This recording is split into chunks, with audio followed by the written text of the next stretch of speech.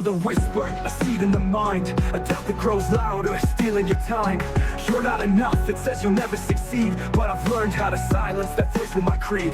I've fallen in prison, I've lost and I've gained. Every bruise on my soul is the proof that I've trained. This is me versus me, no one else in the ring, and I'm ready to fight till I hear the bell ding. I'm not perfect, but I'm perfectly flawed. Every step that I've taken was worth every scar. I'm done with the fear, the lies in my ear, the shadows that kept me bound year after year. Now I see the light breaking through the rain, turning every doubt into strength, breaking chains. Breaking chains, I'm rising up strong, turning all my doubts into fuel for this song. They can't hold me back, I've claimed my name. The voice in my head will never be the same. Breaking chains, I'm free to believe in the power within, in what I can achieve. This is my fight, my story, my reign. I'm breaking chains, I'm breaking chains.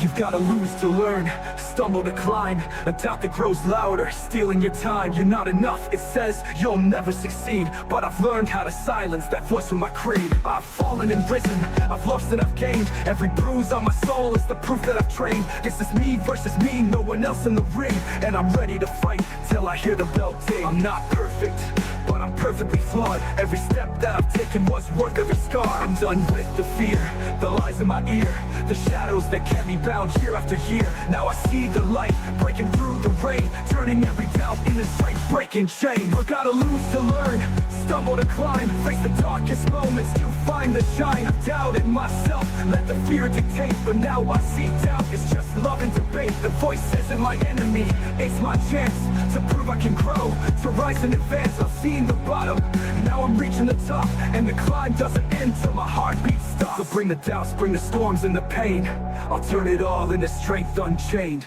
Breaking chains, I'm rising up strong, turning all my doubts into fuel for this song. They can't hold me back, I've claimed my name. The voice in my head will never be the same. Breaking chains, I'm free to believe in the power within, in what I can achieve. This is my fight, my story, my reign. I'm breaking chains, I'm breaking chains. You've gotta lose to learn, starts within.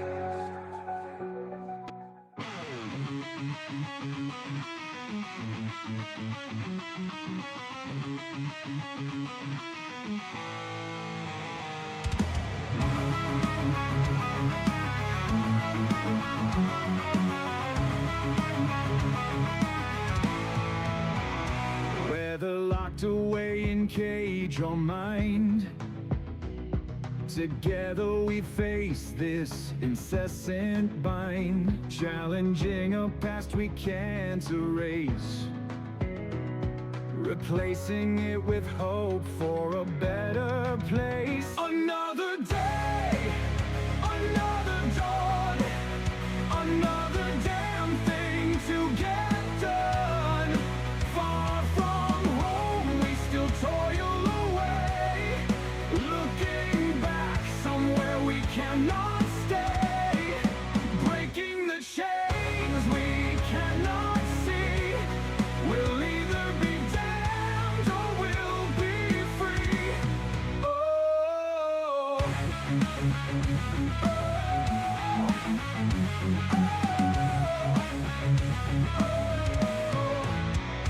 grab the past sharply by the throat.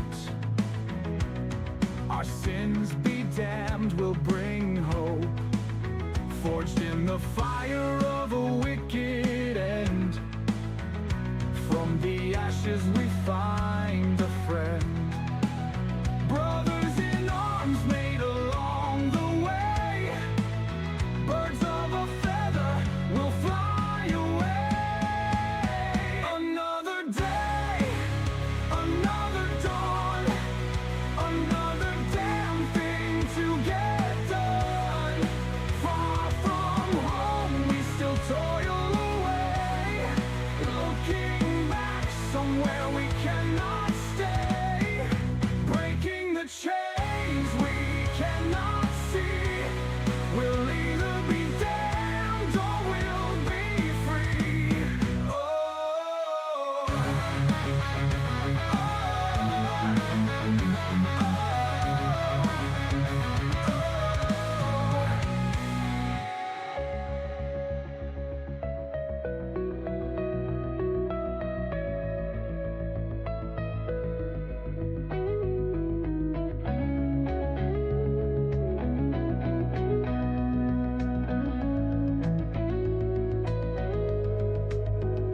What has passed is done and gone. It's time to grab the reins and move on. We'll face this world, but not alone. This new family is now my home. The day is done, so I lay down my head. Who can say what's up ahead? It doesn't matter, nothing's set in stone. And whatever may come, I'm not alone. Another day, another dawn, another damn thing to get done. Far from home, we still toil away, looking back somewhere we cannot stay, breaking the chains we cannot see. We'll either be damned or we'll be free. Oh.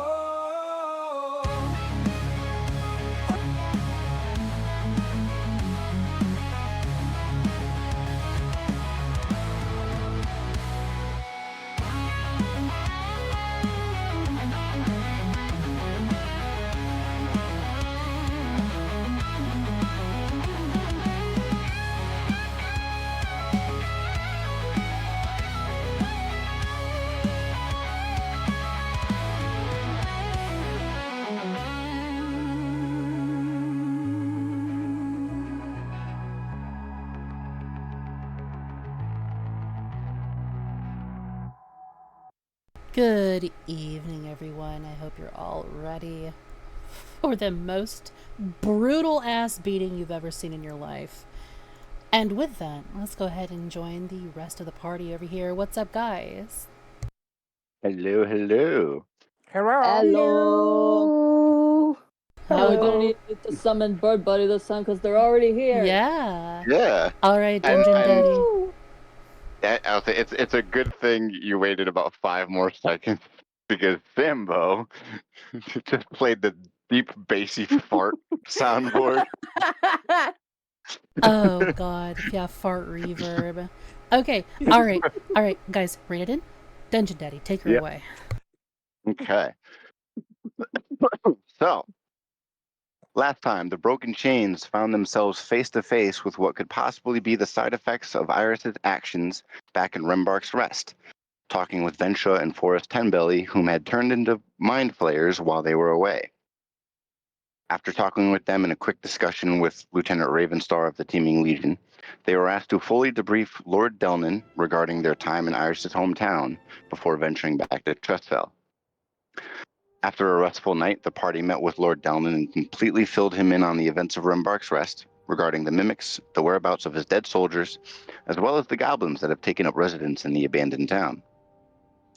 Following the Lord's debriefing, the party made their way throughout Oriakester to finish up any lingering business they had in the city, with Liz paying off a debt, Iris acquiring a new spell focus, and Sixx retrieving her gauntlets and receiving a recommendation for the next steps of her smithing and tinkering endeavors.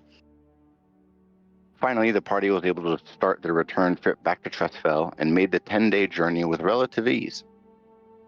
That being said, they had a rather brief encounter with a small cluster of Bone Naga who had a rather curious interest in their resident shy boy, Will. During their journey back to Trustfell, the party revealed the news of Vensha and Forrest to Iris, with Ruby discovering a ring she had bartered for was a worthless ring of attunement. We now rejoin our heroes as the morning sun rises on the capital of Trustfell, with more moves to be made and the Blooming Winds Festival in full swing. All right, what time is it? I'd say it's about 10 o'clock and you guys are approaching the gates. All right. Guys, when we get in, I'm going to need to split off. I gotta take care of something. Do you need help? No. Okay. 10 in the morning or 10 at night, by the way? In the morning. Okay. To explain, Iris, they just need to get my measurements. I don't need your help with that.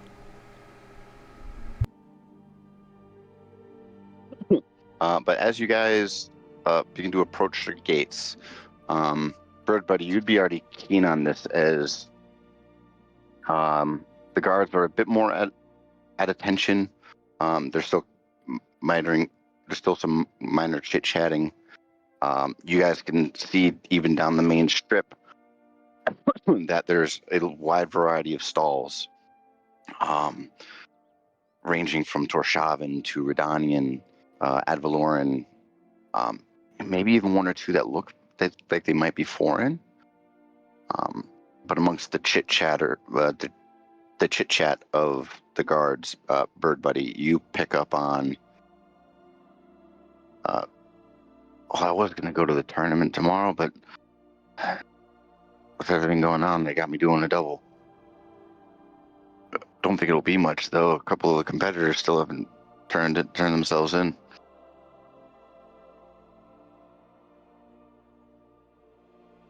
Hey, you.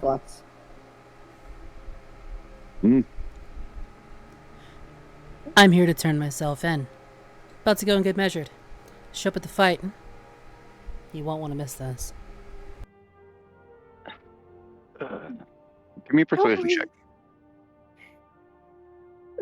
Can it be strength based? If you're willing, if you're willing, if you are willing for Sixx to do like the Hulk Hogan, like flex. Well, let me tell you something. Oh well, I figured it's probably starting to get kind of warm. She's probably got her jacket off. You can see the muscles. Yeah, go for it. And I've got a +4 in strength. I'm jacked right now. Oh yeah. Okay, so strength-based persuasion, that's a +4 since I'm not proficient.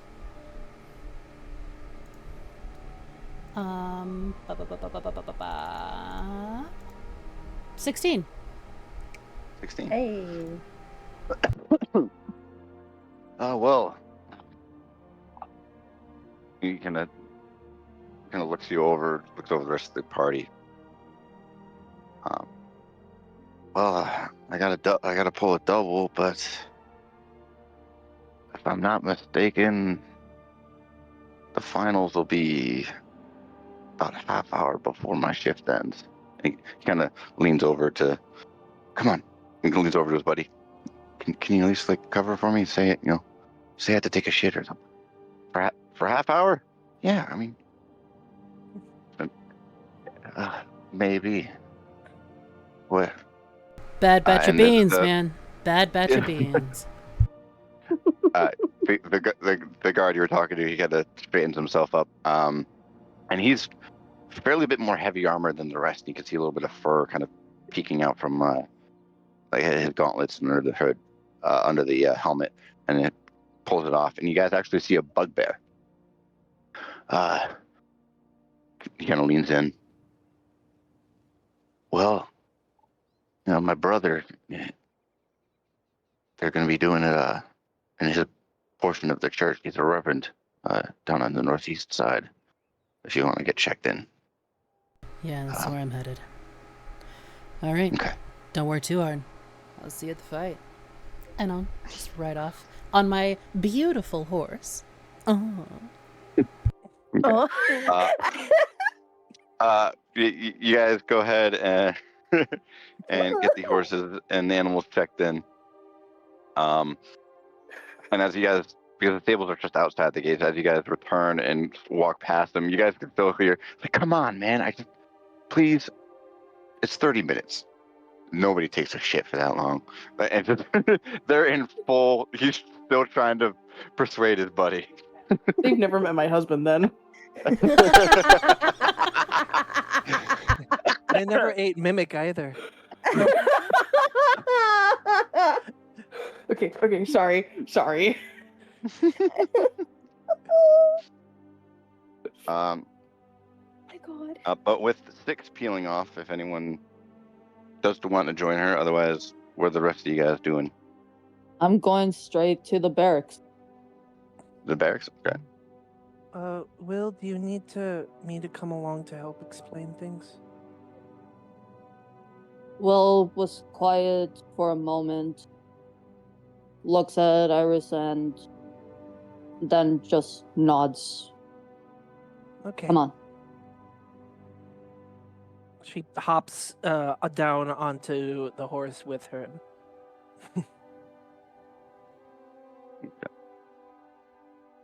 Ruby, Bird Buddy, Liz.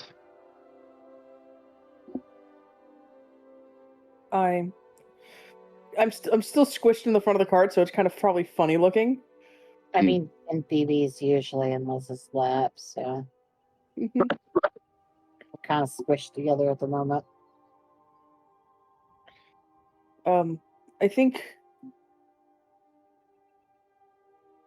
Hey, Ruby, do you want to go with us to go get the cart set up and go to the tavern?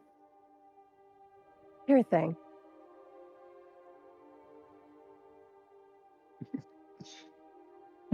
Okay. Oh, excuse me. All right, Bird Buddy, where are you setting up your cart? Probably at the same place that we usually do here, in the space behind the church.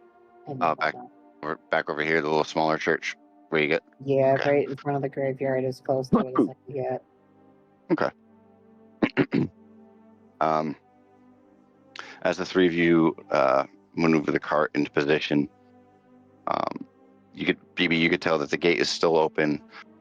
There doesn't seem to be any services going on inside, but there are a couple of people going in and out, maybe confessionals, and the like.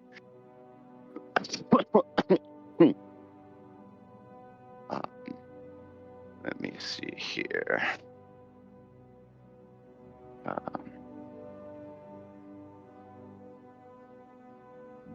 Go ahead and give me a perception check, you three.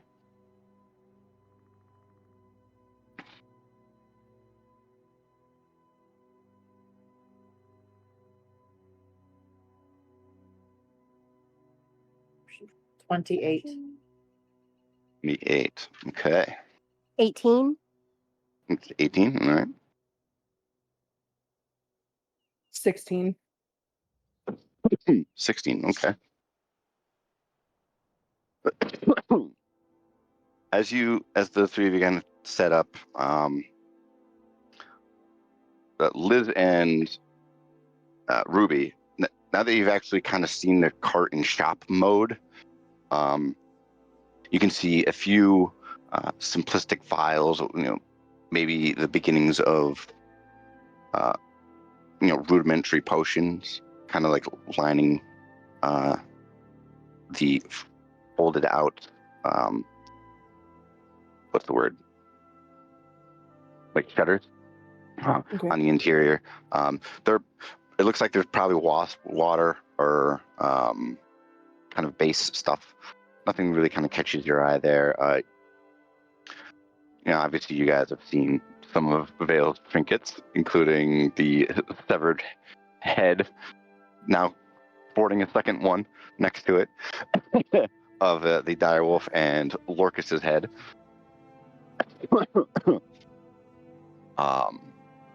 You can see what looks like gauze wrappings, which is kind of uncommon for for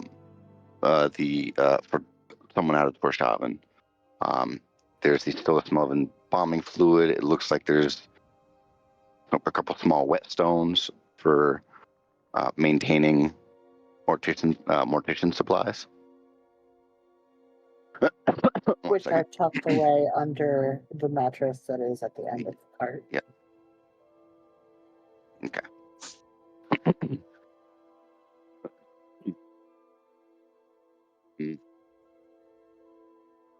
With those Liz perception checks. Go ahead. Liz lets Bird Buddy direct her on what to do. It's probably helpful having a tall friend. Ruby doesn't seem older.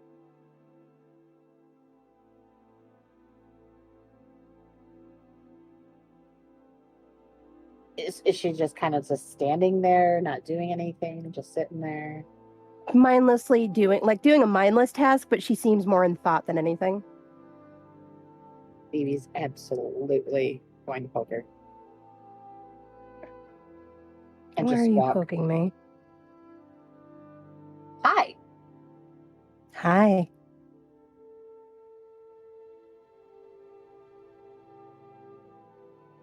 Okay.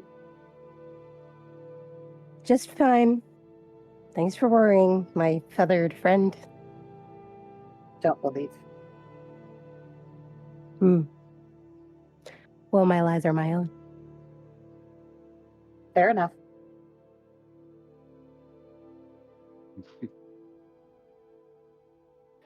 You're all as curious as ever. And Bird Buddy, you caught this out of the corner of your eye as a familiar gnomish individual who has purchased goods from you before comes around the corner, not sporting his wyvern mask. Phoebe just smiles and waves. Hi, friend. Good to see you all. I do have a question. Mhm. When you were talking about confessionals, were there any Azuth Church people about? No, this one's too small. It might be the larger church in town, Okay. but this is just too small. Okay. But yeah, you all see Orgrim, your gnomish companion from the wyverns. Liz waves. Vera. Phoebe holds out more bandages. Unfortunately, I won't be needing any bandages, but you kind of looks them over a little bit. They would work for wrappings. You mind if I buy a couple rolls? And he hands you 2 silver. Phoebe hands over all that's worth 2 silver. I don't have the list anymore. Something happened to it. I can't find it. I'll dig it out after stream. Liz just watches the exchange for a moment. Are you participating? Do I look like I have the build of a fighter? I've learned not to underestimate people. Phoebe Fair puffs up and then you know how some people just show off the pumping of the arm, doing the strongman pose. That's what Phoebe does. But with their feathers. Oh my god. That needs to be an image.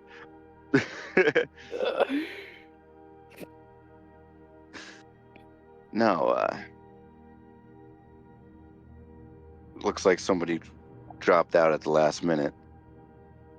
And since Ulrich had given his invitation to your friend, he went and received another. So you're scrambling it. A little bit. Do I have anything in my bag that could be of help? Give me an investigation check. I don't think Ruby has anything that would help other than a coin.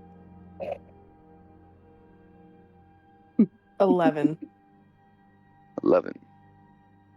No. you just have the stuff you were pretty much exiled with. Like, you haven't really bothered to settle outside of the supplies you've been picking up.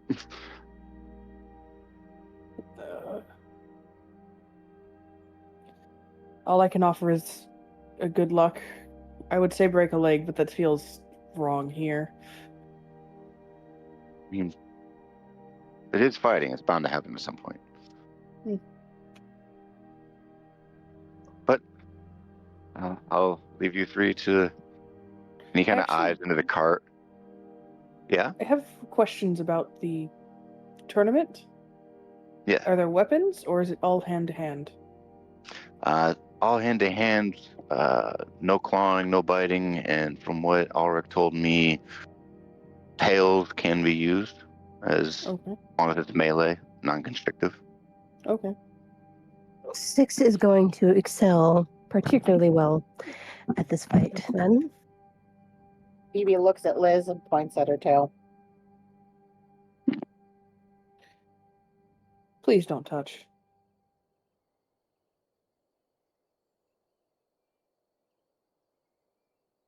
But strong.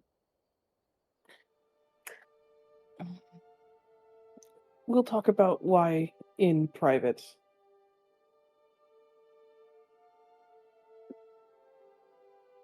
There's a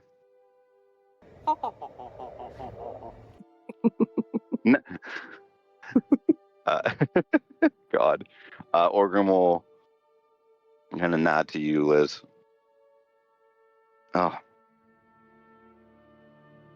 Oh. Yeah, brain. So long as your friend remembers to let them know they're going to have company, you guys should be able to get in the tournament. No problem. At least to watch. It's limited capacity down there. I could let her know real quick. Sounds good. I got to get going, though. Mathis hasn't exactly been enjoying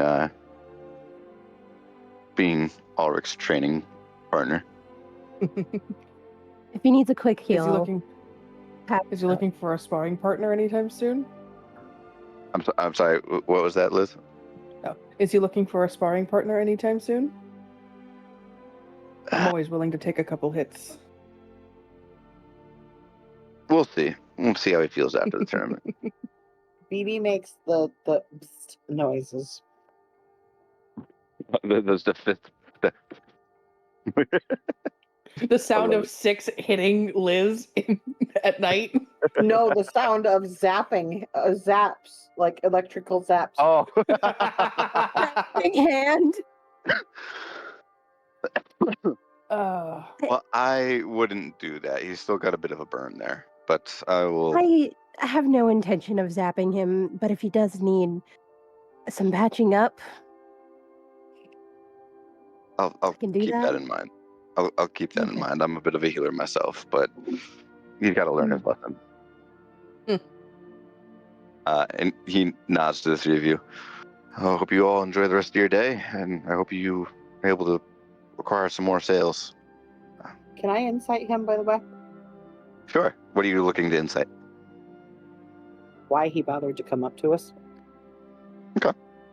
Go ahead and give me an insight check. Yeah.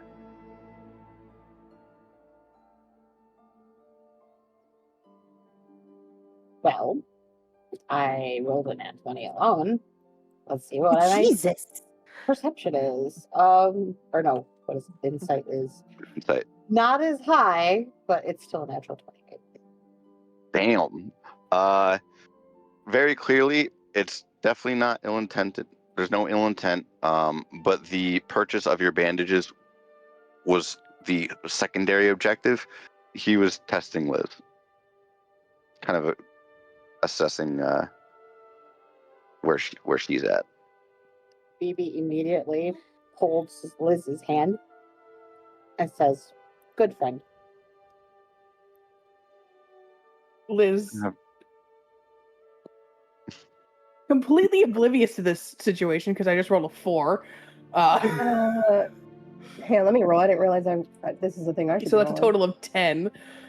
Just goes, oh, thanks, Villagivore. Where's inside again? I don't know.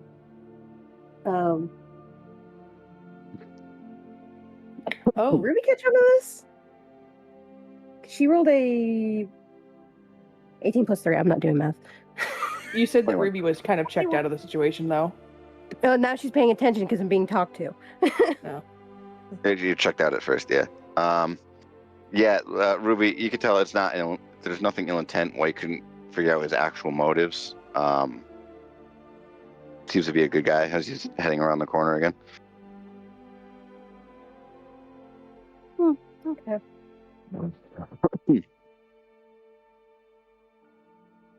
Phoebe can't quite reach all, like, I'm assuming Liz's waist, so they're gonna give Liz a hug around the leg, The need. purposely avoiding the tail. Fair enough. Bird Buddy, go ahead and roll me a D100, please. see if you get any decent customers and some monies. I thought the D100 was about her hugging my leg, and I was going to be very concerned. How's Yep. 87? 87, beautiful. You get 8 gold and 70 silver through purchases made for the remainder of the day.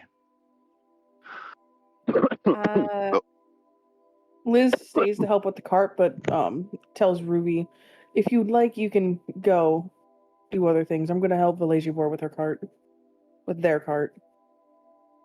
That's a great plan. See you later. And she just starts walking away. And I'm going to do sending now to Sixx. okay. Bye, Zephyr. Hey, Sixx. When you go to register, remember to mention that you have friends joining you. There's limited space. I hope that was within 25 words. I really do. I believe it was. Sixx, you suddenly, as you're heading out about your business, you suddenly you start hearing Ruby's voice slowly kind of trickling into your head, and it cuts off when she says, "I hope that was," and there's nothing else.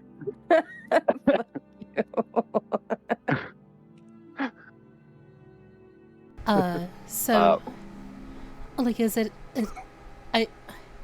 for the non-magically inclined, or, the magically impaired, is it like a sort of a telepathy thing?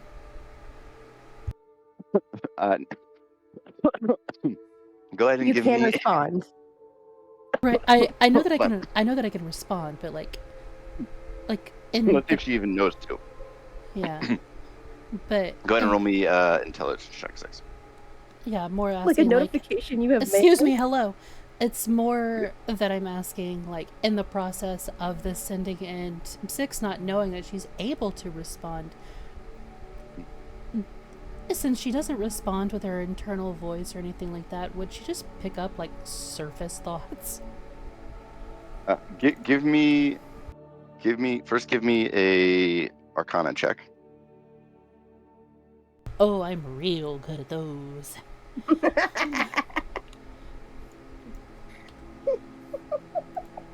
Apparently I fucking am today. That is a natural 21.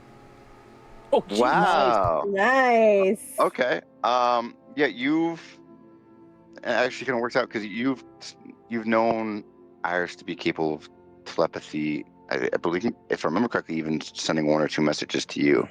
So you would remember you can respond. But you are a little bit caught off guard by it, so Ruby would pick up on a little bit of surface thoughts before you're like, oh yeah, I can say something back. So, Ruby, what you hear is mostly the sounds of police sirens, shouting, screams of agony, and the sounds of blows landing.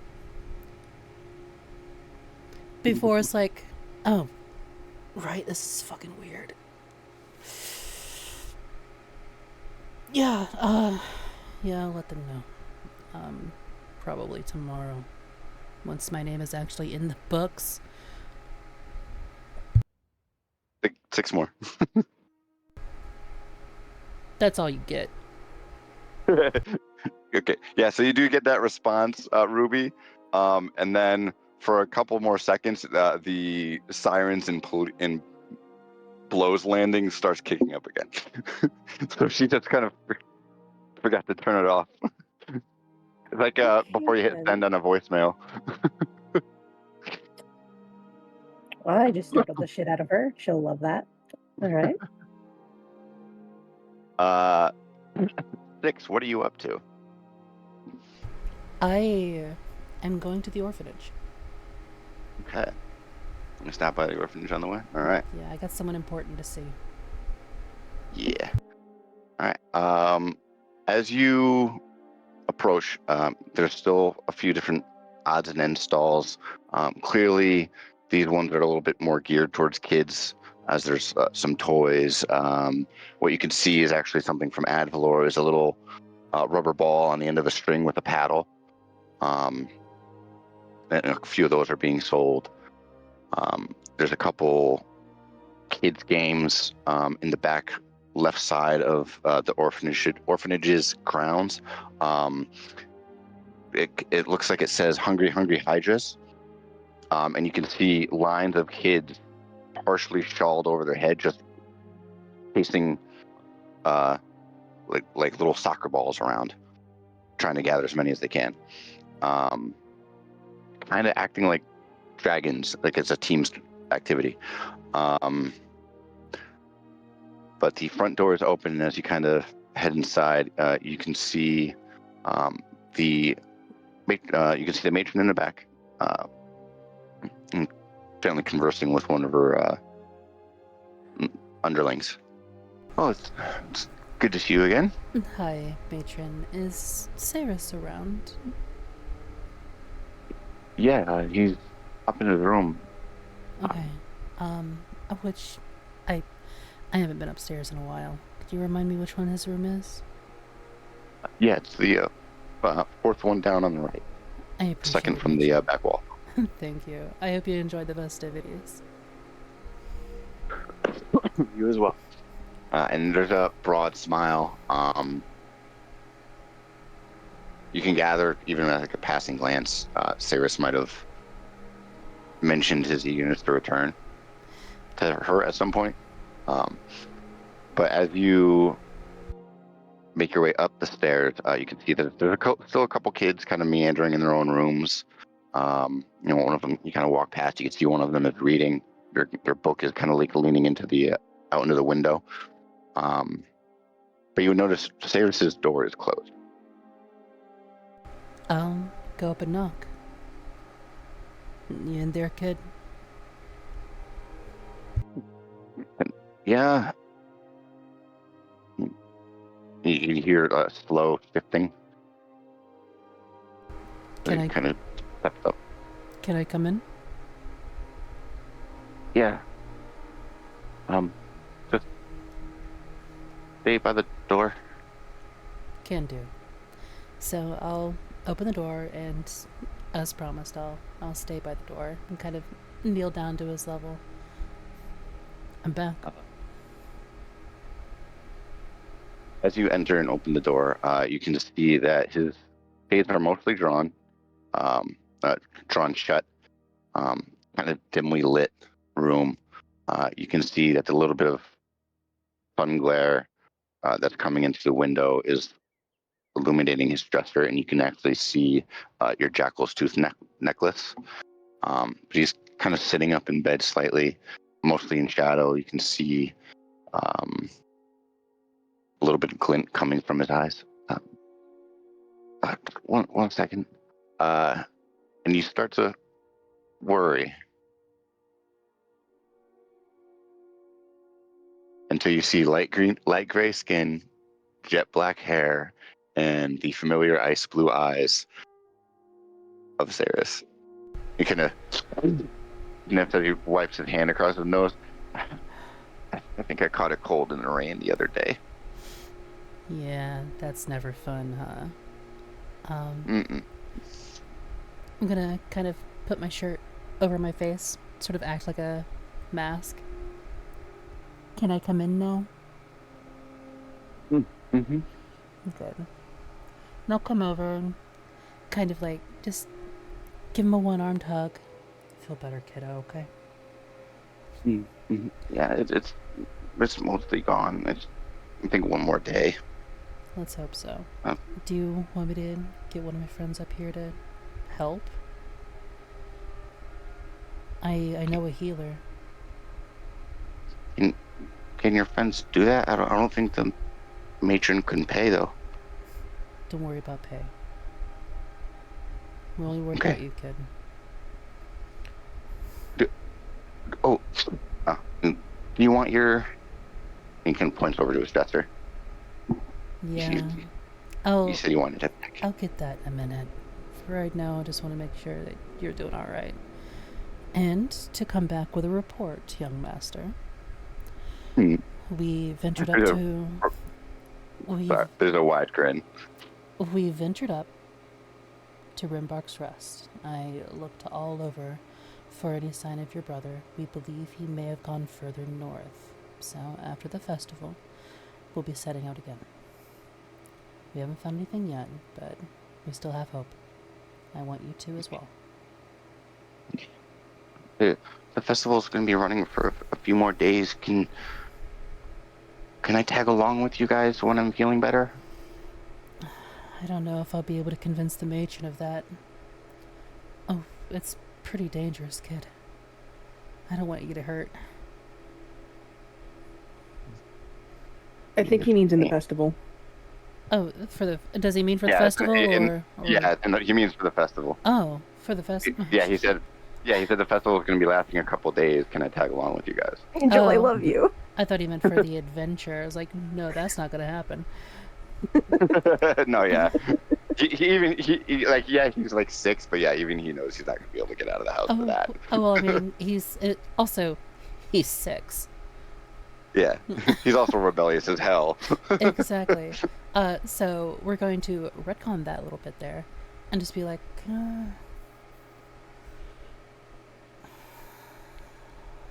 let's come up with an excuse. Let's come up with something that they'll let the matron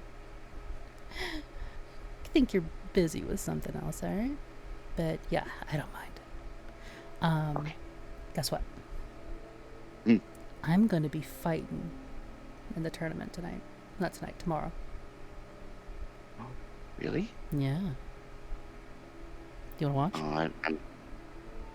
I apparently there's a age limit for spectators, peoples. There's an age limit for people who go through the front door. Not for people who sneak in. Give me a persuasion check. Oh, God. This one is going straight charisma, which, if I recall, is a fucking no.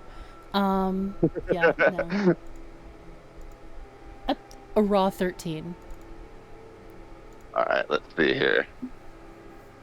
So the problem with kids is they're not particularly wise.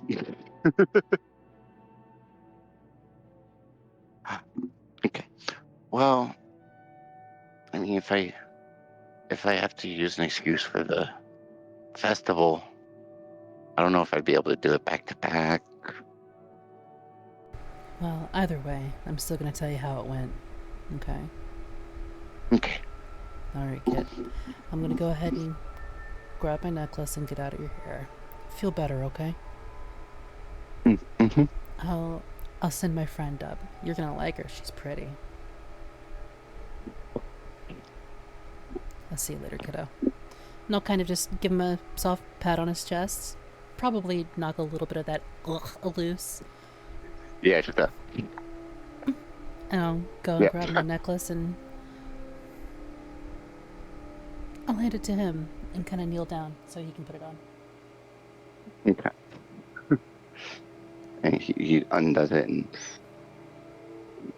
he kind of beams up at you. There's a little bit of snot dripping out of his right nostril. He ties it back up and good luck tomorrow. I'll see you tomorrow, kiddo. And I'll head out and quietly close the door. Okay. And head back down to the matron and take a moment in the kitchen to wash my hands and all that other fun stuff. And just let her know, I was like, he's feeling a lot better. Good, I'm glad. He's been talking a lot about you. Yeah, he's a good kid. He wanted to know if he could join us for the festival. I told him it was fine, but I'd have to talk to you. That'd be okay. Well, part of the agreement with the orphanages for the extra aid for the children for all these activities, they do help tidying up. So if you want to stick with him while he picks up scraps to return for recycling and whatnot, sure you wouldn't mind that. Oh, what are his chores today? Today he doesn't have any. I figured he'd be off for the next day or two from chores. Okay. I need to go get weighed and measured, but I'll come back. Can you drop a list of his chores for tomorrow then? Or what they would be? Of course, I'll have it drawn up by the time I get back. Thank you, matron. I'll get out of your hair. It looks like you're got quite a lot on your hands today, so.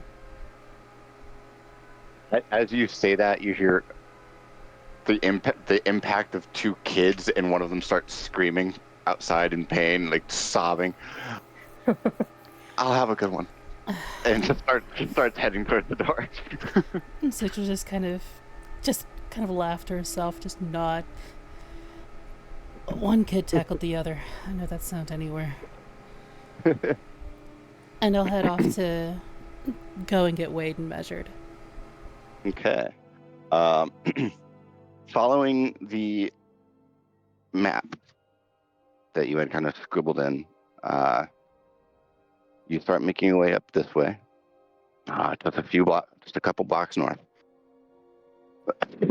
And you see a rather plain but ornate church.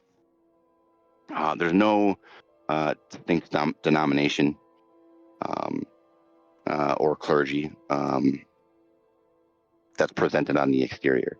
It's nice polished stone, intricate carvings along the lower ones that add to the flair of the building. Large rows of bushes that extend out and hook back towards the wall to the northwest.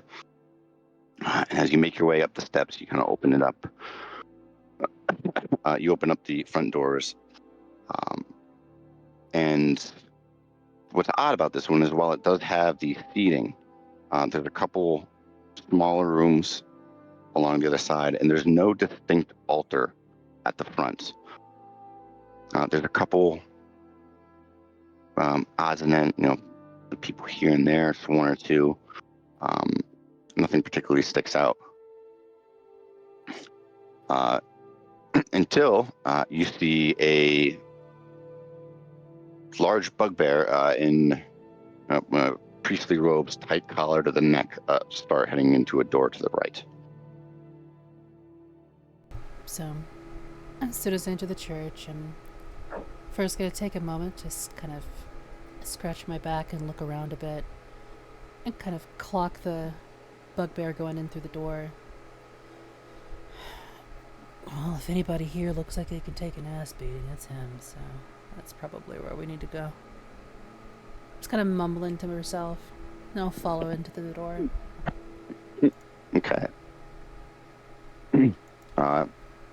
As you enter, you can see he's actually turned and waiting for you. And in this smaller chamber, it's one or two benches. And on the interior of the room, there's more hides and furs. Or it's kind of reminiscent of a Torshaven camp. The benches themselves aren't polished by any means. They're kind of slapdash and sturdy. But in the small altar in the back, you can see two hands, just from forearms up, palms towards you, fingers open as if they're asking for assistance. And the bugbear looks to you. So, I take it you're here for the tournament tomorrow. One moment. Is someone reaching out for assistance? Yeah. The altar holy symbol is two hands, like gauntlets, that are propped up, so the forearms are coming out of the altar itself, and they're in a position of as if they're asking for help. And there's a rune on each palm. Okay, all right. So what did the bugbear say once more? I'm sorry, I got lost in the holy symbol. Yeah. He's just he's assuming based on your build that you're here for the tournament. Point me into a direction. Well, you're looking at it. And he gestures to the hands coming out of the altar. Do you still have your invitation? Yeah. And I'll produce that. Okay. So, do I just, like, put this here? And I'll put the invitation in the hands? As you do, which hand do you put it in? Left or right?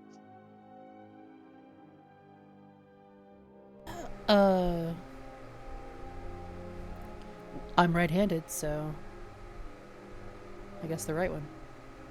Wait, is it right facing me, or is it my right? Yeah, the palms are. My right or its the palms right? are up.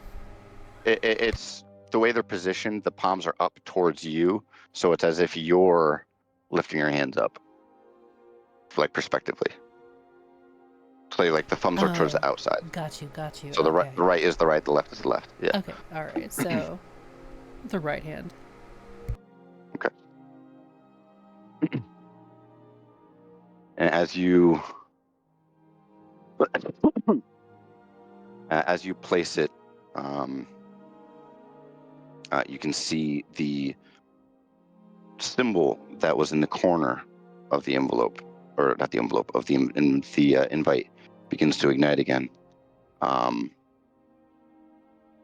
the the page slowly begins to burn. He's like, well, I was going to explain, how many people do you have coming with you? Oh, 5 or 6. Five or six. Right. We'll go with 6. And let me give him a dex check. We'll go with 6. You see, he rushes up to the altar and starts folding the fingers in because they are jointed. And as the paper is about to go out, he folds the pinky of the right hand and all 5 fingers of the left hand.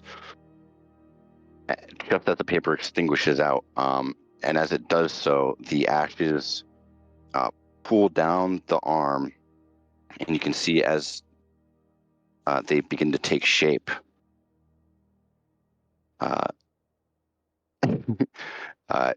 You see a tournament bracket beginning to appear. It looks like there's for 16 contestants, and as it looks upside down to you, and as it turns to face you, you can see that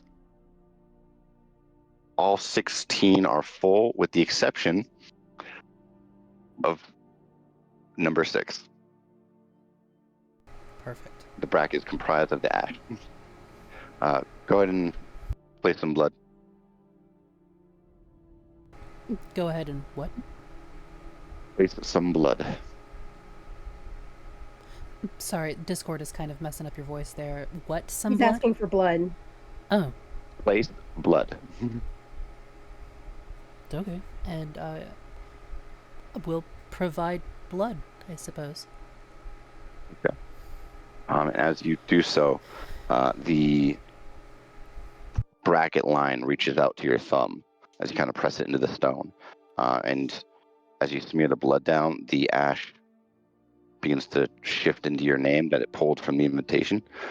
And there's a dense as the altar splits now that the bracket's full.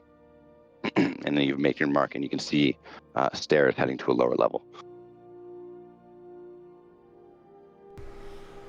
So, go down, get measured. What was it? 1 second, I'm blanking on the name. If you go ahead, speak with Shayla. She'll get you measured. I think there's one other contestant down there. He's getting measured as well. All right. I appreciate the help. Thank you. I will never understand this magic stuff. I know druid stuff. You can I'll see that. Give him a nod and just kind of. I'll walk down the secret passageway to the altar then. Okay. As you start making your way down the passage, you can see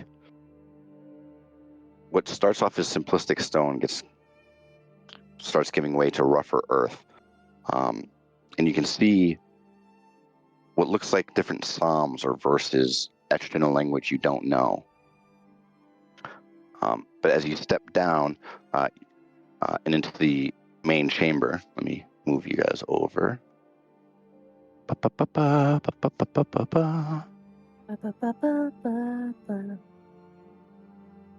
You see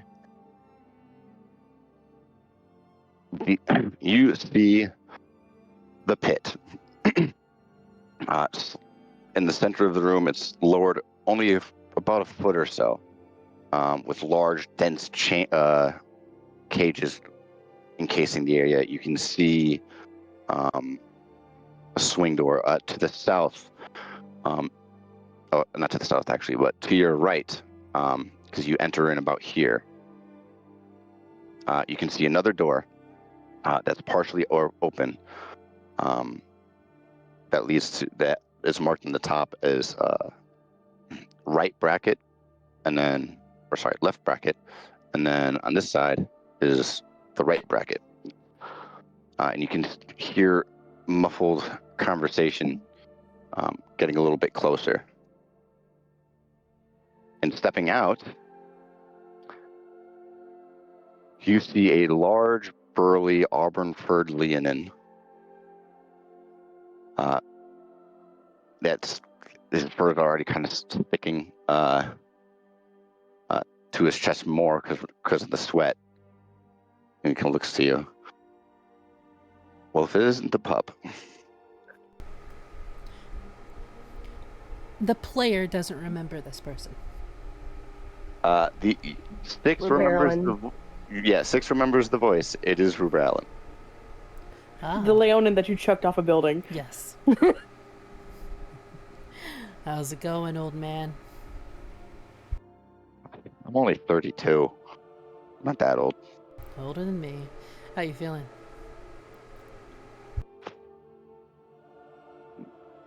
I'm feeling pretty confident. Looks like Sore, right? defending champ. A little sore. I think the runner-up from last year's Invitational got placed in spot 5, so he's going to be the top contender. What'd you get? 6. 13. Well, I'll try not to make it hurt if we end up fighting. Too much. Well, luckily I won't have a chest holding me down this time. It's good to see you again. Good to see you too. We need to get weighed, measured.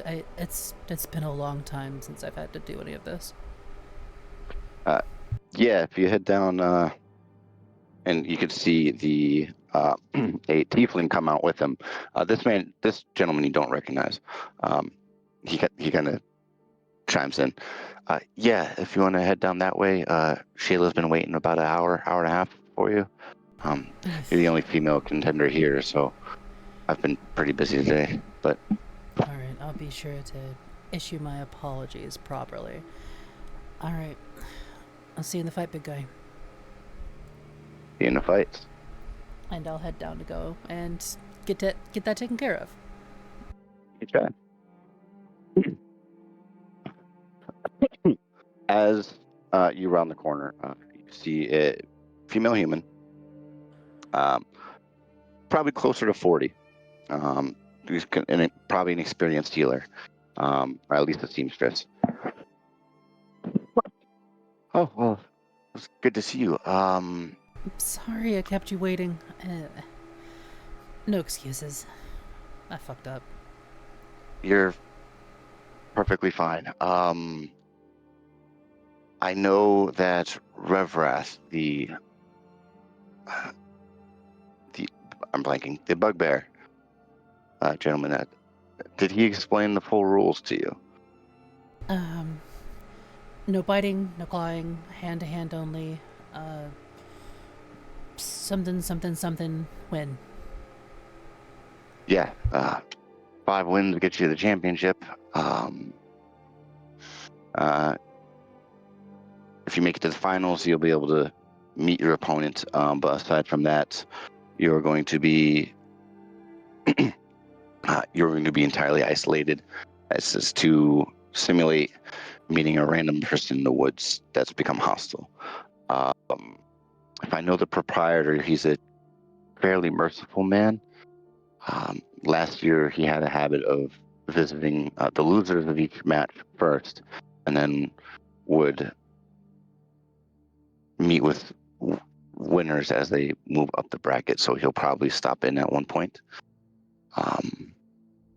But if you don't mind, we can get you measured. Yes, ma'am. And she just pulled out a little bit of tape. I'll take off the jacket. Figure that's gonna get in the way anyway, and just kind of like drape it over the back of a chair. Do you need me down to my skivvies, or? I've got an idea. And she takes both of her hands and gets up kind of a little bit up to the mid-thigh before pulling your pants tight to your skin and wrapping a little bit of wire to kind of hold it in place to your skin. I can just adjust it a little bit here and there. A little abrasive. I apologize. They don't have much for us down here. I left my to be honest, I left my supplies back at my shop. I wasn't expecting you. I can probably call one of my friends to come and get it. Hey, Ruby? Yeah, Ruby, you're getting nothing. Yeah. She's not answering. Right. And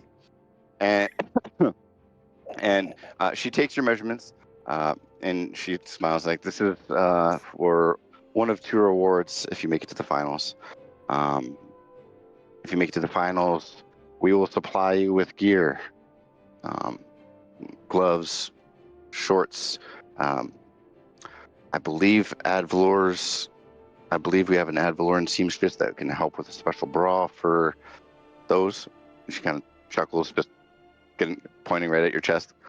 Do you have any preferences to the style?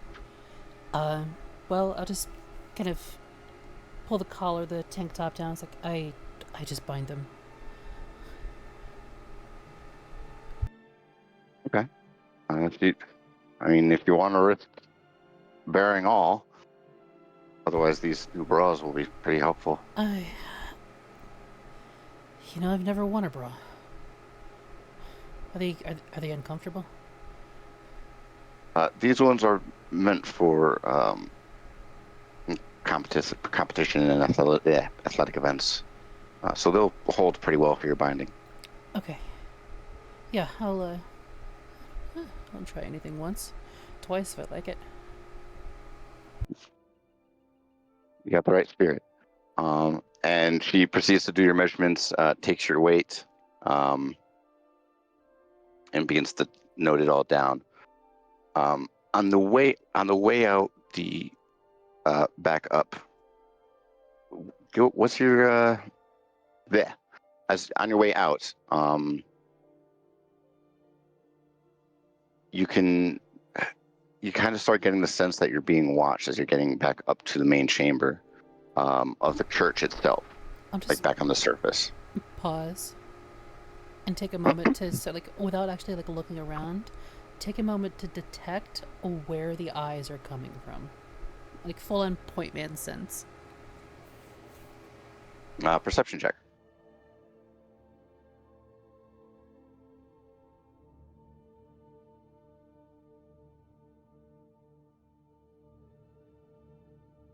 Dirty 20. Dirty 20. With that, you could tell it's actually someone heading out the main door. Their hood is already up. You can see what looks like a horn is peeking out of one side as the door is beginning to close behind them. they're not necessarily moving suspiciously, but they're definitely in kind of a hustle. I was kind of like cock the head to the side, sort of curiously, but also a little slyly. I'm just gonna go ahead and show off this, like, the teardrop Sixx tat. And give, like, a sort of, like, a sly smirk.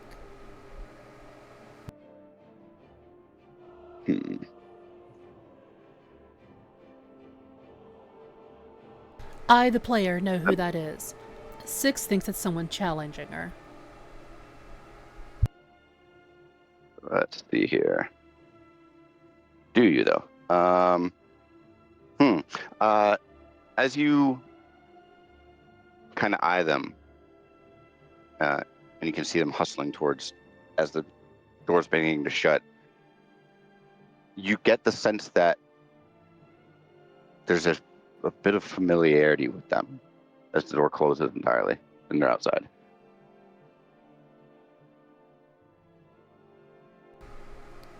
I'm gonna rush towards the door and try to catch it before they're gone. Give me a dex check. Great dex. 16. 16. You run the door, open up, and they are gone.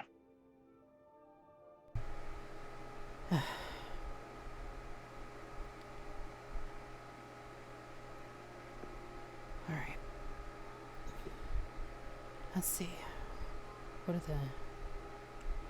Where'd the lizard go? And I'll just stuff my hands into my jacket pockets and start walking through town while humming that song that I was singing when we left Oriacaster. Yep. Alrighty. Iris and Will, you made your way north, leaving most of your party back at the market, and you watch Sixx head south, and then east as you start heading towards the barracks. Ooh, excuse me. As you guys enter the back entrance, Will, you can immediately sense that. You can immediately pick up on that there is a level of order that doesn't happen very often. The last time it happened was the street fight where you all met. You would know personally, and Iris to an extent, that Verdant Lord Thrald is fairly not lax or lazy, but laid back, in the propriety, the properness of his guard. But that energy is gone. And you can see, as you make your way into the main foyer from the side entrance with the stairs leading up, you can see Octavia at the top of the stairs, talking with Drada. He just knocks on the door even though it's open, just letting them know he was there with Iris. She kind of waves once eye contact is made. Almost immediately, there's a heavy skirt of the chair against the floor as her and Drada run around and hug the both of you. And there's a slight pause when Drada gets to you, Iris, but then embraces you too. Before Octavia speaks up. I got word that you guys had made it to Oriacaster. But with everything that happens, I didn't get notice that you guys were going to be coming right back. We just arrived. Everyone's okay. Okay. And, well, he didn't hug back at first. He just, he did. Even patting Drada on the back. Yeah. Iris returned the hugs. As, she's appreciating the moment of tenderness. So, I've already got a little bit of the debriefing. Your people are safe. Iris. We have them here. Last I heard, Verdant Lord is going to be talking with Lieutenant Ravenstar about migrating your people back to Oriacaster. We're going to be personally escorting them after the festival. But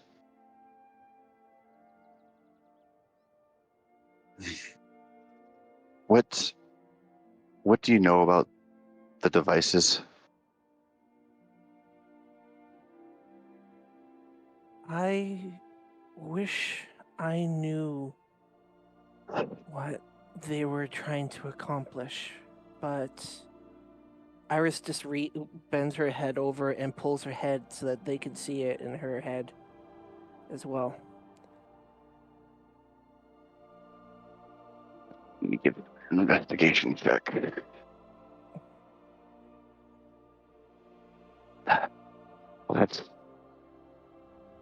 looks at Valoran, the brass, the level of artificy, but I don't know anything more than that. I can reach out to Magistrate Farah and have him attend the debrief and the planning. I don't know if those Southerners would be in contact with monsters from the dark, but it's a bad idea if it is. Well, I'm not particularly well versed with artifice, but given your demeanor and Edmar's and the others, we've been gathering witness statements, and coworkers and the like. Their behaviors haven't seemed to change much. Have they been asking for anything food-related weird? Not that I know of. They're asking for more festival food, given the position we've had to put them in. So we've been accommodating that. A couple of the little ones are okay too. They're just, they want to be able to go to the festival. I get that a lot. But if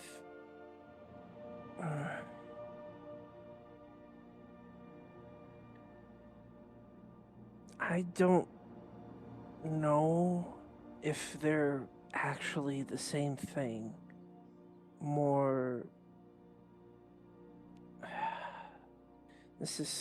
I'm still coming to grips with all of this too. Well, how about this? For now, you and your friends have done more than enough. Even Verdant Lords are all just gathered in interest. For the time being, relax, enjoy the festival. If anything were to come up, you two will be the first to know, and your friends. Well, should we? Does she know about the goblins? Or Lieutenant Ravenstar mentioned the goblins that now reside in Rampark's Rest. He just suddenly asks. Yeah, he had mentioned them. A couple of our scouts, between here and North Pass, they've noticed small troop, not necessarily troop movements, but small clusters moving west. There's a few stragglers are kind of laying low, but we've advised them not to be hostile. that's probably best. I think, considering all things considered, we should let them at least try to, I don't know, civilize or whatnot seem to have a decent idea, but We're we're we're figuring this out as quickly as you guys are.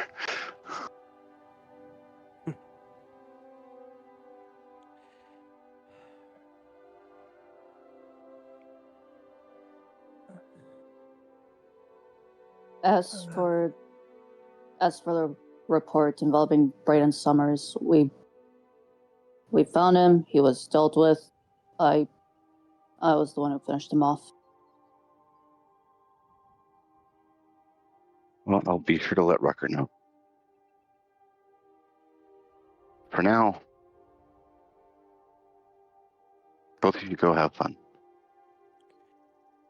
And rest while you can. Given the presence of these monsters and the legends of Labrathar Jad, I wouldn't be shocked if the Verdant Lord asks something of your troop in the coming days. Hey, somehow Iris. I'm not surprised.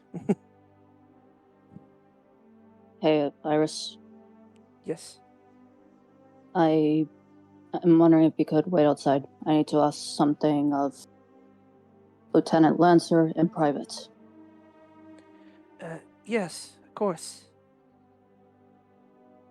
She slips her way out and gives Drada a little soft poke in the arm as he passes. Oh, yeah. Drada will come with you, and for the duration, is a little bit calmer, a little bit quieter, but is still nosy as she's kind of like looking you over, just checking in on you, making sure you're okay, but also like lifting your jaw, like lifting your cheek, trying to see if your teeth have changed at all.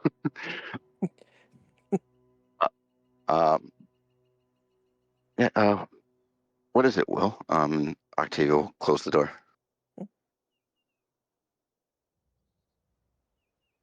As you know, I need to start my assignment soon. Yeah, that's something I've actually been tasked with asking you. How much do you know about the Bone Chiefess? He lets out a dry chuckle and says, "Funnily enough, we encountered something on the way to Oriakester that involved her." Well, given the state of things and these recent revelations, the Verdant Lord and General McGrath, they are under the suspicion that the Bone Chiefess's pilgrimage that he took before the signing of the last peace treaty, we want to know more. And she's been a bit of a recluse ever since, aside from checking in on occasion. But until we know more, this is the best I can give you. And she pulled out a pin for promotion. If you can gather any information at all, and she offers you a sending stone as well, report back to me. And if you're successful, you'll be a Sunseeker. Will nods. I also learned something while I was in Oriakester. Yeah. What is it? When were you gonna tell me you knew my dad?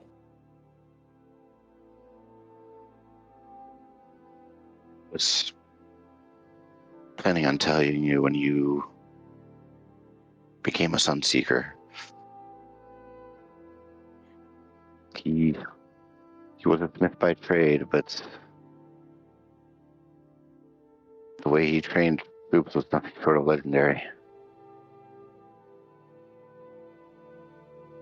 Honestly, if things had gone differently, he might have been general today.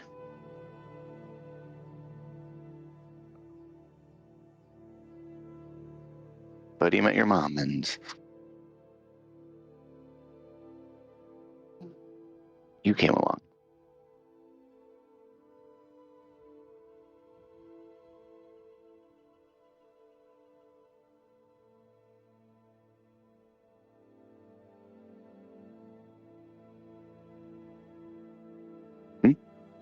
It's quiet.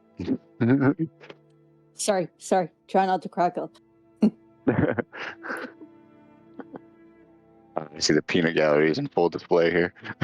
Hey, we're trying not to bother you, the situation. We're Oh, yeah, being you're good. quiet. No, go ahead, Will. And then that night happened. Yeah. And that night didn't affect just your people's lives or yours, your parents. They affected mine as well. I got to take care of you, the son of my best friend. And despite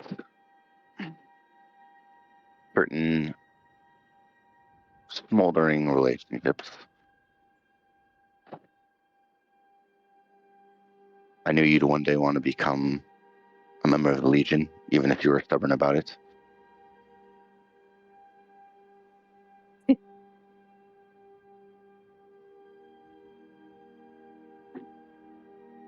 You just knew, huh? Sometimes I feel like it was more than we let on. But honestly, and there's a warm smile. I'm very glad that your parents got together. I wouldn't be able to have such a great kid. And the Verdant Lord, and she tenses slightly. I don't think he would have understood. What do you mean?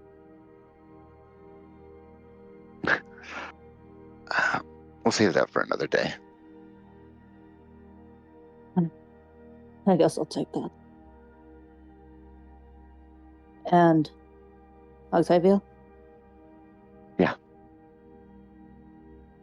He looks like he wanted to say something, but he paused for a moment before saying, "Thank you for everything." Of course.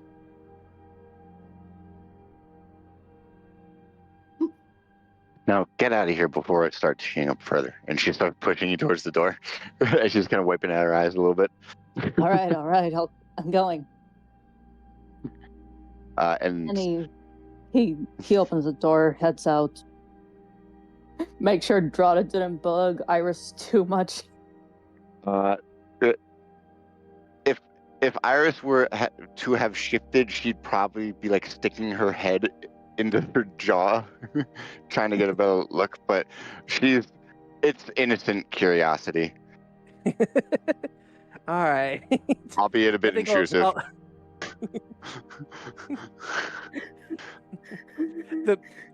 I gotta feel the tentacles. Yeah.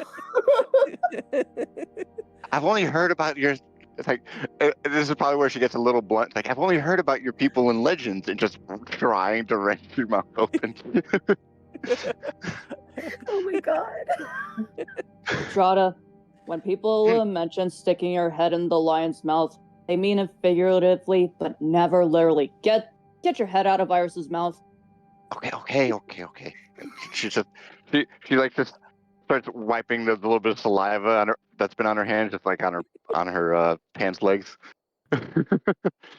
And to her credit, Iris's jaw actually had dislocated, and she actually just puts it back in because she's so used to it.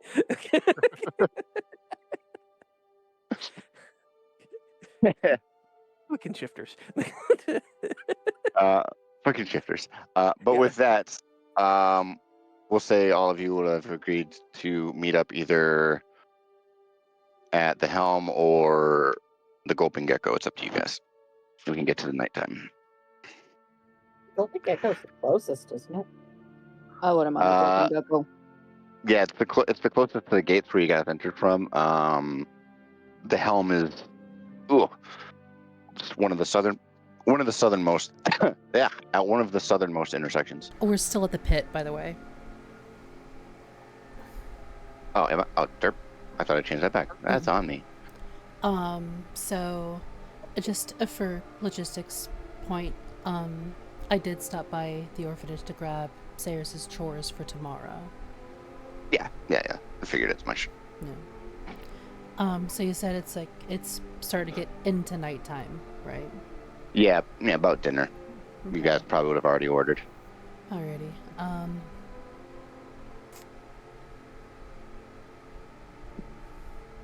Hey, Will, come here a sec. Yeah. Let's All right. I want to have a quick heart-to-heart a sec away from, prying ears and eyes. All right. So I'm gonna lead him out into an alleyway, by the tavern.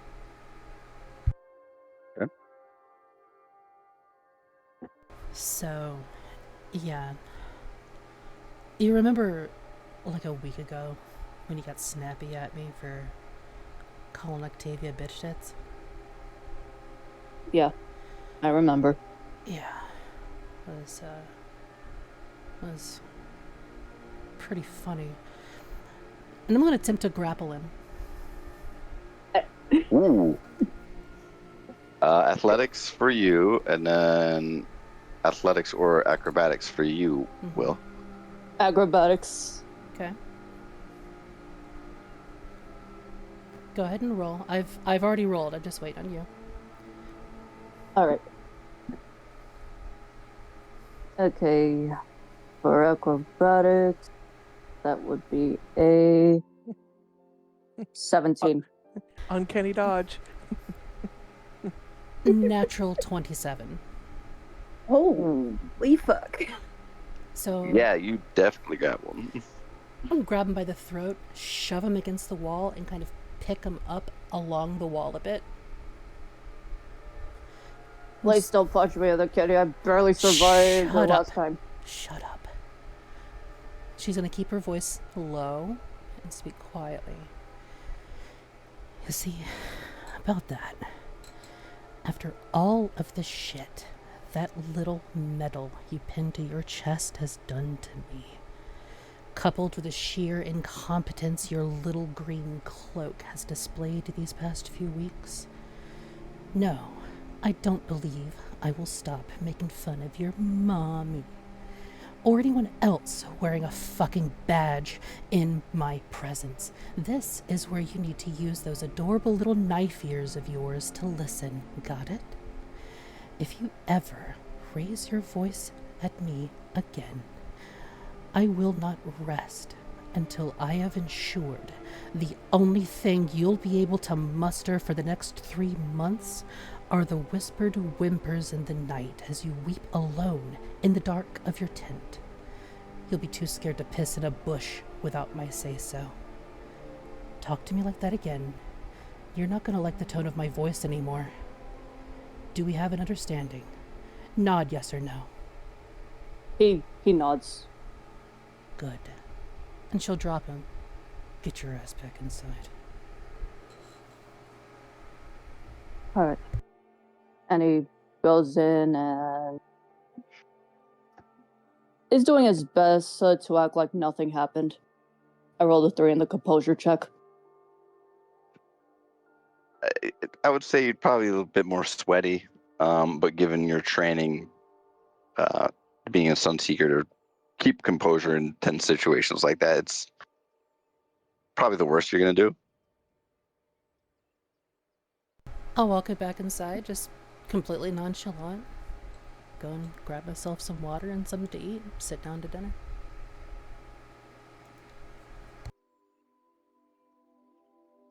Right. So how was your guys' day?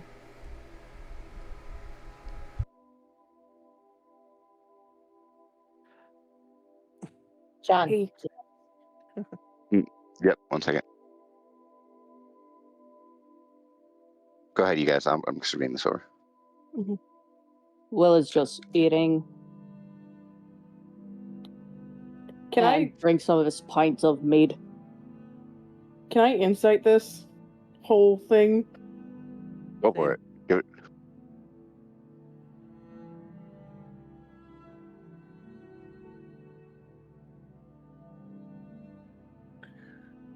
I'm about to put these dice back with a gun. Liz, if you rolled bad, take a luck. Lab Okay, grown I'll 20. take a luck. Go ahead, I'll mark it off. Oh God, It's better than it was. it's already marked off from the last time. No, I'm You can saying leave like it's better than it was. Good. So for a total of 17. It was gonna be 11, so So who are you inciting? Me or Will? both of you. Because Liz would have seen that they had gone to go chat together. Both of you, Will or in Sixx, persuasion or deception. Don't tell us which. Okay. can I incite the opposite person that Oh, I did both. does? Oh, then I'll Liz did. do Yeah, that Liz too. did both. Yeah. Can I do that too? Except passively. There's no passive insight. Sorry. I'll roll insight then. Dirty 21.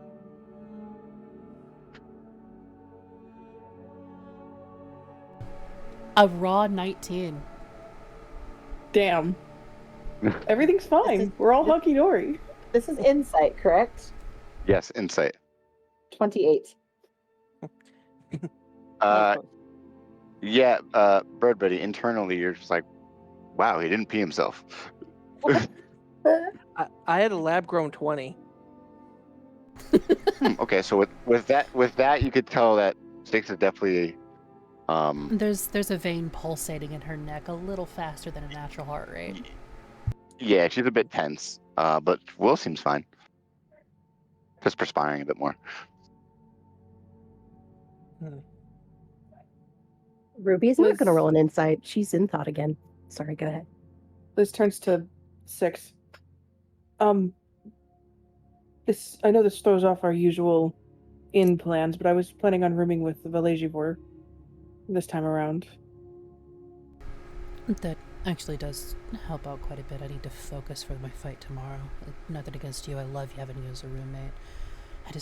I need to be in it, you know? Mm-hmm. So yeah, that actually works. I appreciate it. So, who's Will going to stay with? Because normally he goes with the bird. I'm fine with rooming with whoever.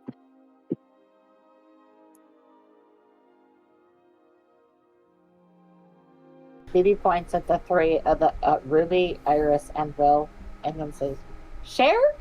I got no problem just getting an extra room for the night to get my own room. It's absolutely fine. I can pay for it. I've got money now.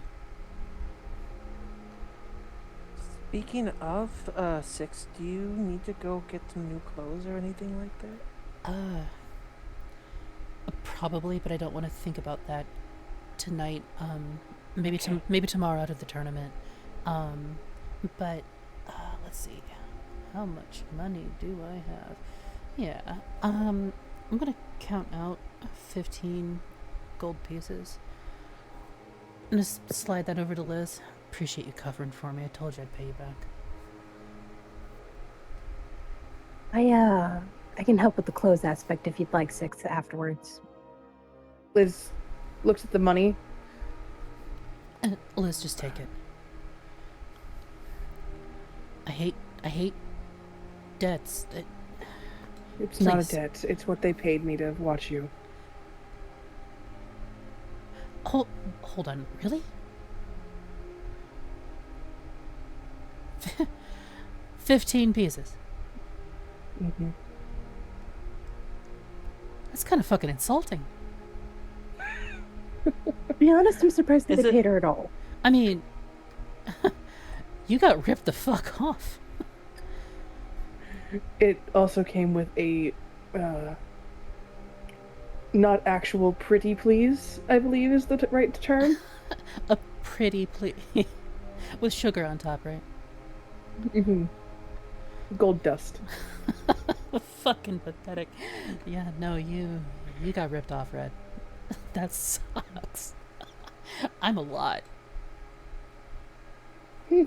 Yes, you are. I find Liz actually says, I sometimes find your presence enjoyable. Yeah, I guess I kind of like you from time to time, too. Alright, well, still, just take the 15. Don't think of it as, your babysitting money. Fucking hell. 15 pieces. Shit. Just take it. Please, I insist. You sure? Yeah, All right. appreciate it.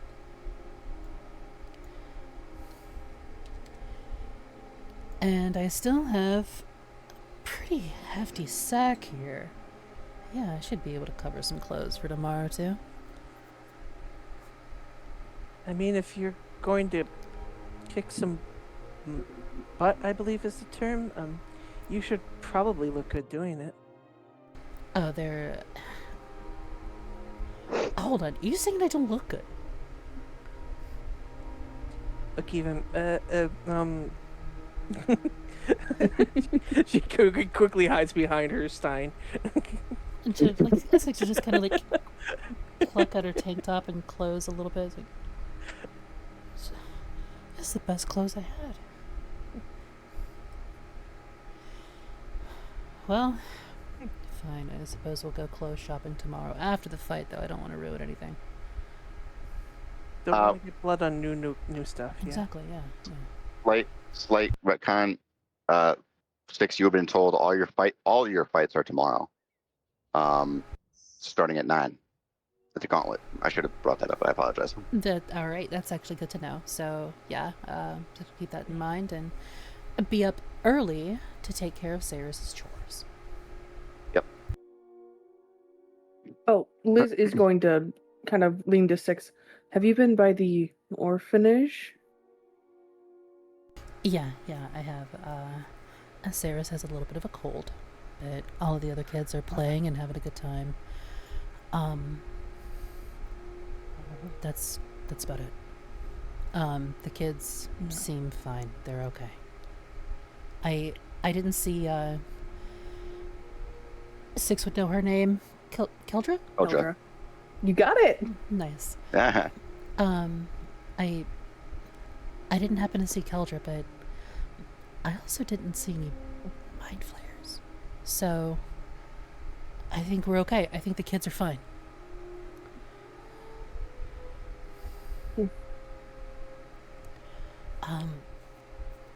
Yeah, let's, I'm gonna call it early tonight. I've got to be up early to help the matron out a little bit before my fight. Let me know if you need me to pick up anything. Don't put too much on your own plate. I don't know, maybe a few canteens of water, just in general, just to have. I'm gonna need those ringside and my corner. All right. All right. Good night, guys. Good night. Katie runs Good up night. and hugs Sixx on her way to the third one. Just What was that? Baby runs to hug Sixx. yeah, I'll give her a hug and just kind of smooth the feathers of her head back. Take care of him, buddy.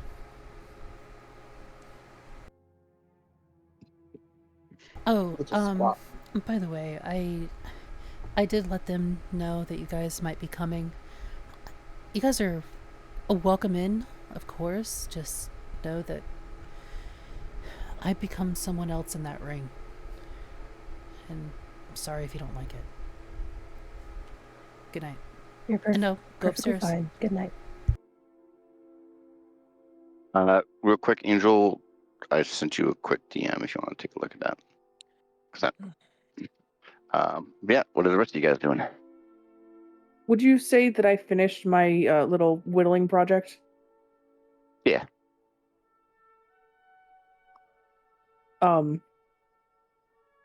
Once things settle down a little bit from Sixx going to bed, Liz will kind of get Iris's attention.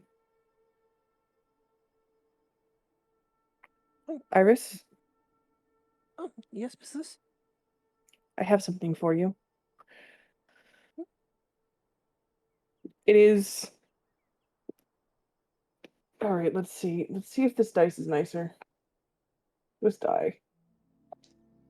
A 19 on the die for my ability to whittle and carve. Yeah. Some of your best work, better than Whisker for sure. But not professional by any means. It is absolutely. It's definitely axe. It's the angry eyes. Like it's got that little slight angle covering most of the eye, so it's distinctly pissy looking. Oh, wow. You made this, or did you buy it? I made it.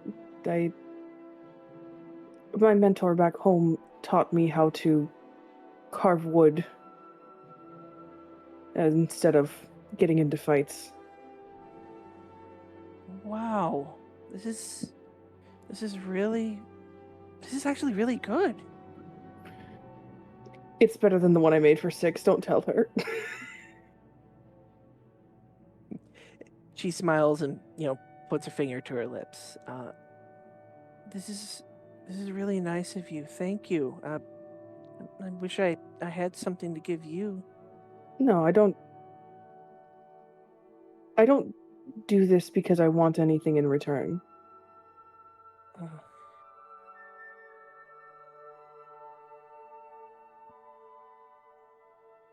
I know that it's been a rough week for you as well, so yeah. Well, I know I've caused you guys some problems, but I'm gonna be better. And now we have another axe beak to keep us safe. Mm-hmm. And she thinks for a second and then gives Liz a hug. This time, when you get a hug from Liz, her wings come around just a little bit. It's even more enveloping hug than normal from the big dragonborn.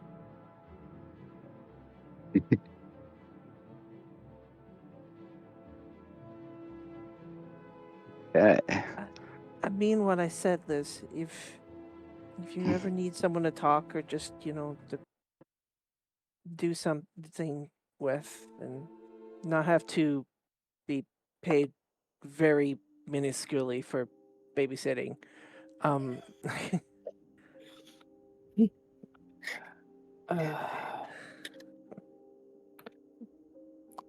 Pringle, when she mentions like ever needing anything or like talking, Liz, I rolled a 7 on her composure check, so she might get some surface thoughts.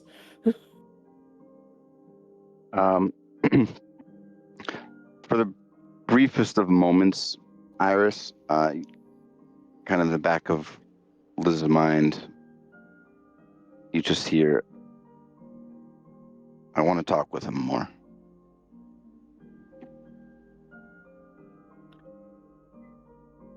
She looks up and smiles, but she doesn't give any more indication about it. Like, if I can find something to make for you, then I'll be happy to do that. I'm not really good with my hands, though, more than potions and spells. I think once you get your alchemy set up and running, I'd like to spend some time with you while you do it. See if I can remember anything my husband used to do. Your husband. Oh, yeah. Great. I'd be happy to help you with that. Yeah. And just the thought of helping a little bit for her that way makes her smile even more.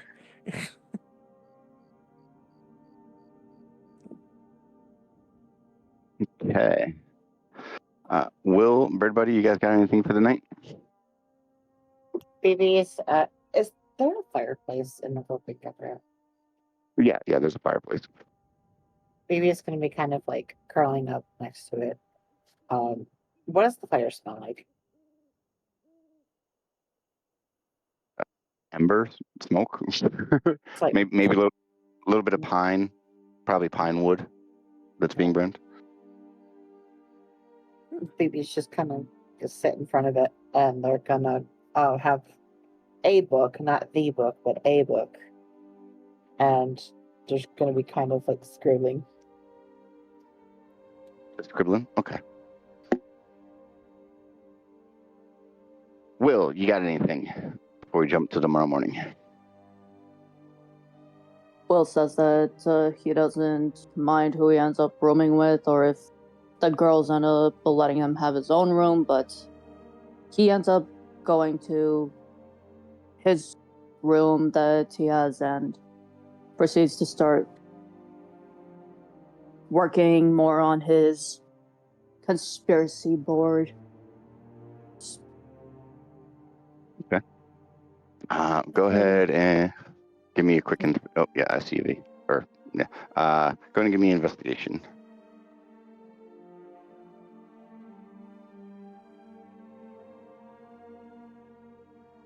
Will, sorry, I should clarify. 28. 28. You've got most of the languages down. I'm kind of blanking on them. I know one was Abyssal, one was Deep Speech. There was that odd Draconic, Sylvan. and Sylvan. But that last one, Will, is nothing you've ever seen before. And for the Draconic and what your driving purpose has been in this entire time, despite not making any progress currently, you feel like something's going to come up soon. It's just patience. The ad valorem mechanism on the back of Iris' head. There have been a lot regarding both nations, but you aren't able to get anything here. And at one point, he ends up turning a page, and out of curiosity, he just writes down, "Why is Iris interesting?"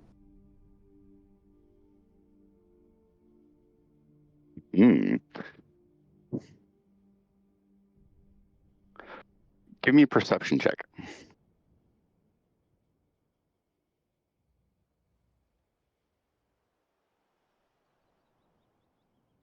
Natural 25. Natural 25.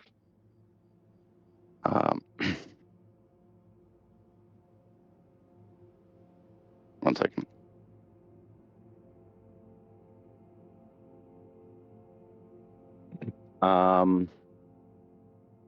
As you write this, you try desperately. You've known something's been crawling in the back of your head. Your hand doesn't move. Your hand has no response. But you just hear your own voice. Be patient. you look up and your reflection is already holding his finger up to his mouth, and his eyes are orangish with green pond-like scum coming into the edges of the eye before it goes back to normal.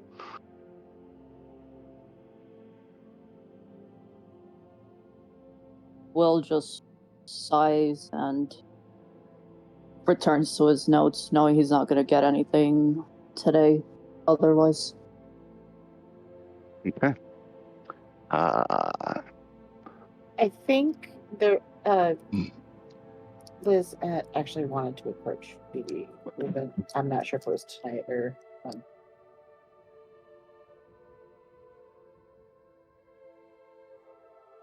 May. Liz?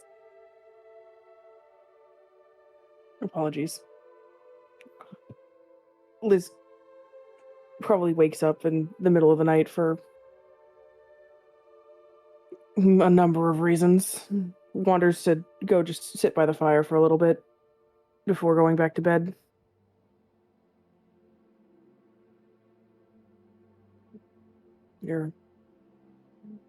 Looks like we're both up.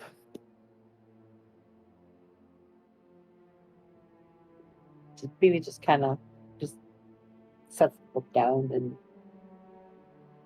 nods. No sleep? Not often.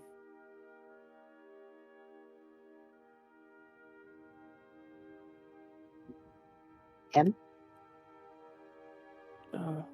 Did they ask how come? No, Baby said him, H-I-M. Oh.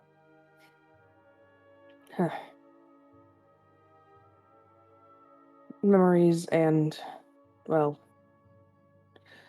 you get used to sleeping next to somebody and it gets hard when you wake up alone again. Baby says, I know.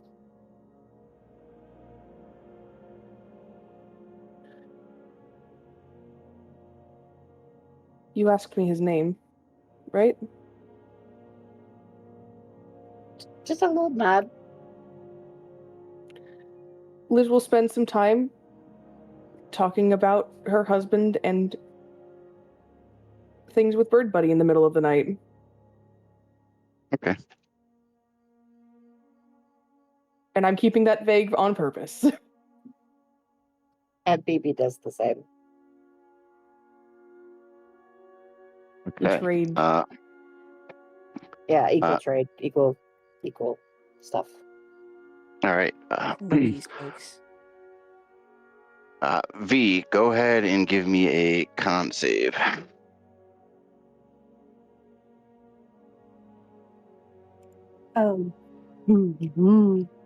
At disadvantage, yep. Oh, okay, yeah, it's good.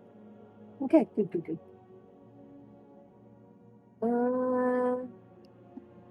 I'm trying to remember my sheet. 7. 7. Damn. Yep. Makes sense. You kind of wait for the city to die down.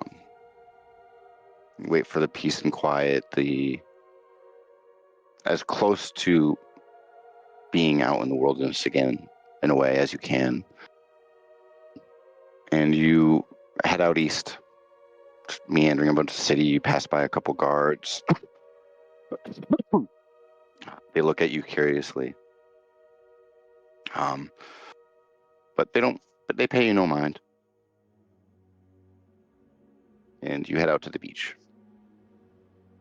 And you think... Right about here. 1 second, ping again, in the middle? Okay. Yeah, just in the middle. And as you're kind of laying there, you remember talking briefly with your quote-unquote granny. The hard discussion of the caravan attack and the years that had passed since.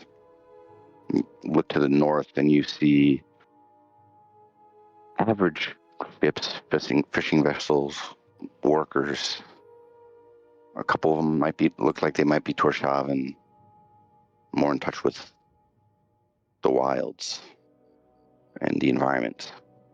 We look to the south and you see Magistrate Feyre's ship, the blimp-like balloon deflated, gently drifting on the water just away from the docks, with the anchor down to allow the usual use of the docks without impeding his presence. And you think of your time and your thirst. And think of the duality present here, and the duality you have of being somewhere from outside the major cities of Advalor. And you drink. And you drink until you wake up the next morning hungover. You will have disadvantage on your checks for the first half of the day. But with that, we will jump to morning breakfast. I am already gone. I've already eaten, and yeah, I've already headed over to the orphanage and begun working on Sarah's chores for the day. Yep. Rest of you, what are you guys doing? Okay, question. Do I have any marks on my neck? No. With Okay. how well she grappled you and the disparity between the checks that I have you guys made, there's no marks. All right. Well, just goes down, has breakfast. There's like this voice in the back of Will's head. I can make you suffer and never leave a mark. It wasn't me. I swear, it was not me. Wasn't me. What me? Is Ruby at the tavern or still on the beach? She At the tavern. Yeah, You would have made it back to the tavern. she comes in right about when you guys are. So she was in her room fully, but she must have left some point in the middle of the night, and she's now walking back in as you guys are coming down for food. Inside. Sorry. Go ahead, insight. Am I rolling against us? Yeah, yep. Ruby, persuasion or deception at disadvantage. Don't tell me which. Picking a different fucking die because that one fucked me in the ass. Oh my. Not in that one, Sam. V. What? Please be careful with that particular turn of language. Apologies.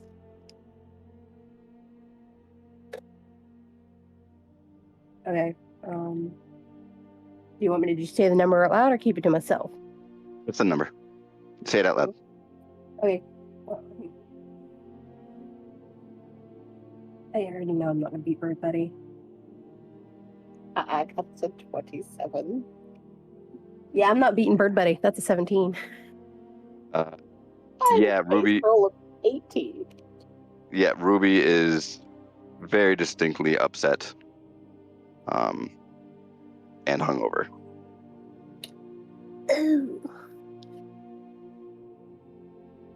BB has salts for preservation on cart. Mhm. Correct? Yeah. Do these salts help liven people up a little?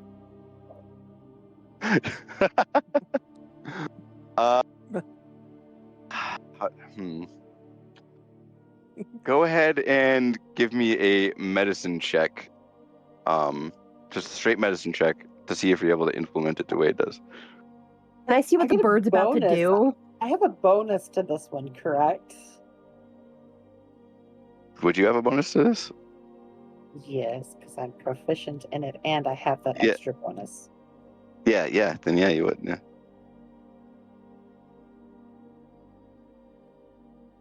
The bonus is what's? Is it double proficiency? No, you said you had a bonus. If you have a bonus, then it would be. Otherwise, it would just be your medicine check with proficiency. So if you're proficient in it, it would be Yeah. Medicine check. whatever the modifier is from that. Okay, because in the spot in the sheet it says proficiency 8. And then I rolled a natural 20. Okay. I would say to get this off successfully, I would need a sleight of hand from you, Bird Buddy, and Ruby. Unfortunately, you are a little too hungover to really process it, so it would be your passive perception. So, Bird Buddy, go ahead and roll your sleight of hand, and let us know what you get. A 17 plus 5. Okay. Yep. Yeah, Ruby, you're kind of out of it. You haven't bothered to contact Skull. You're just going through it until the very last second. You see a little feathered hand clutching something between the little bit of their fingers before there's a slight popping sound, and it's almost the equivalent of smelling salts right up your nose, and you almost recoil and throw yourself back into the chair a little bit before you teeter back. It hurt, but the hangover is starting to go away. Oh, you fucking bird. Oh, pardon my language. Oh, okay. Why did you do that? You look dead. I feel it. Not anymore. Oh. I know. Irish Good morning. Irish just brings Ruby a plate of food and some water. Thank you.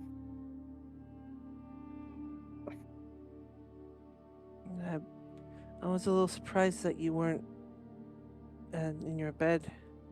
I even left a small cake for your patron. I'm sure he got a hold of it. I just went for a midnight walk.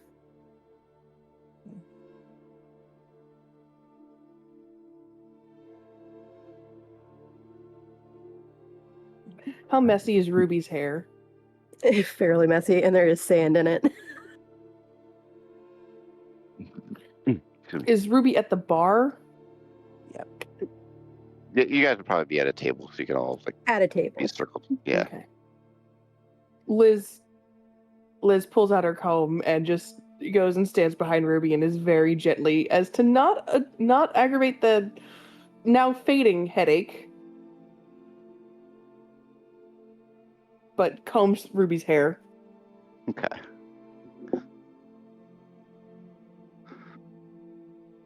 All right. With that, I would say it gets probably 7:30, 8 o'clock before BB, you would pick up on this as a couple of the patrons are like, "Hey, your friend's fighting, right? We gotta go," and they get up and bolt out the door.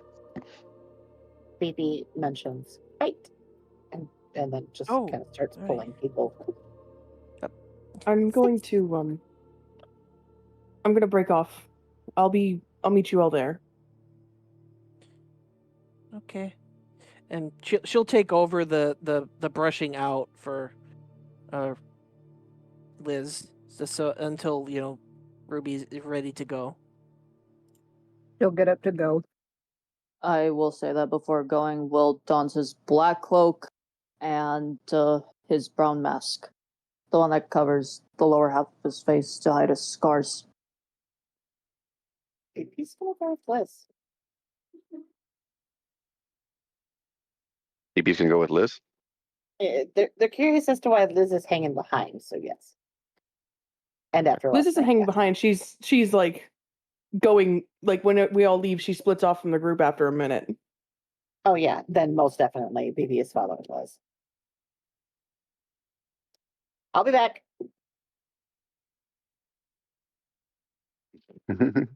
Okay. Was that in character or was that? That was BB telling the other people. Oh, okay. Okay. All right. So as the bulk of you start heading towards the church, which Sixx would have given you a quick rundown on how to access it. Liz and Bird Buddy, where are you going? I'm gonna go get Saris. All right. So as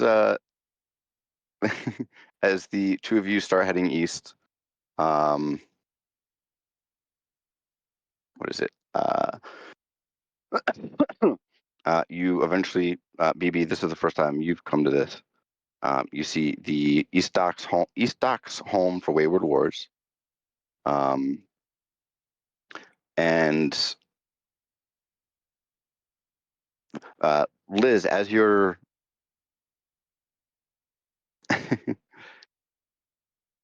as you approach, you recognize a family of Dragonborn with a little one, kind of clutching her father's finger. I thought he would be better today.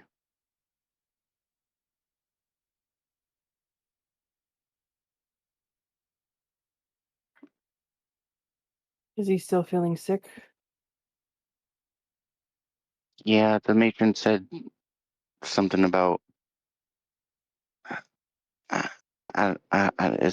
She said something like there was like a thud. I think she thinks that she thinks he rolled out of bed in a coughing fit, trying to clear up the phlegm and the Okay. icky. I'll be right back. I'm gonna go talk to the matron. Okay. Well, Liz is gonna. go ahead. Sorry. I'm just gonna message. Okay. Liz is gonna knock on the door. Coming. A couple quick footsteps, and you see the matron. Oh, hi. Your friend just left. I also heard from Keldra that the little one's worse today. Yeah, there was a couple thuds earlier this morning. He's okay. I can. I would like to also just note I totally forgot out of character to mention it, but Sixx would have actually told Ruby about Saris's sickness and. I was about to say, Well, it's yeah. Well, it's a little Ruby. late. It's a little late. Well, let's just keep going, guys. We got Yeah, places. Liz. Is there anything we can get to help? I've got warm towels. He's through the worst of it, but I think he'll be okay. He just needs a little bit more rest.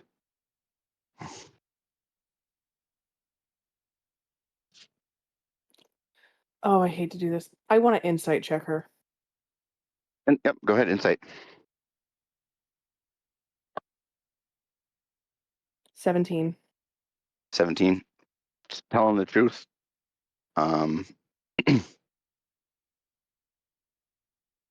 Yeah, telling the truth.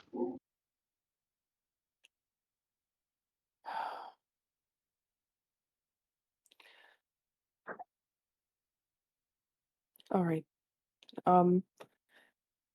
We'll stop by with some throat stuff later. Okay. Appreciate it. Thank you.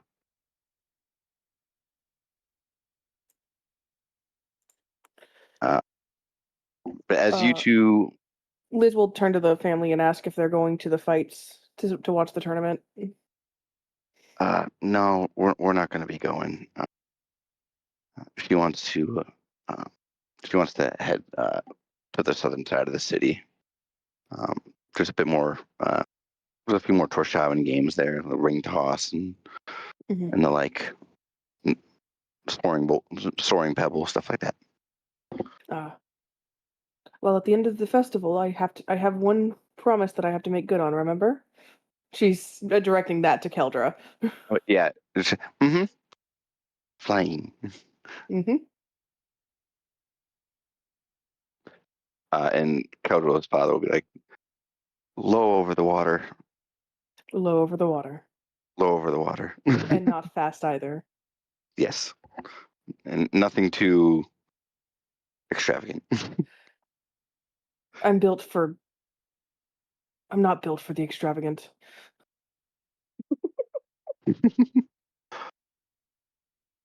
Uh, Anyway, but, you two take care. If you're we're sorry, staying go at the ahead. Gulpin Gecko. If you want to come see us. Okay. We could probably be by for dinner later tonight. Mm-hmm.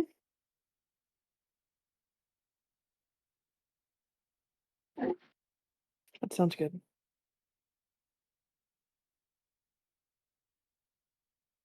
Well, it was nice seeing you all. We'll let you know how the tournament goes tonight. Sounds good.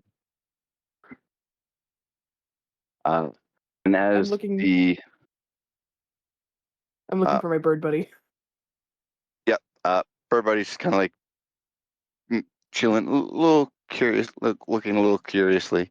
They're playing with the kids. What are you talking about? Are you playing with the kids? Okay. Villagivore, we gotta go.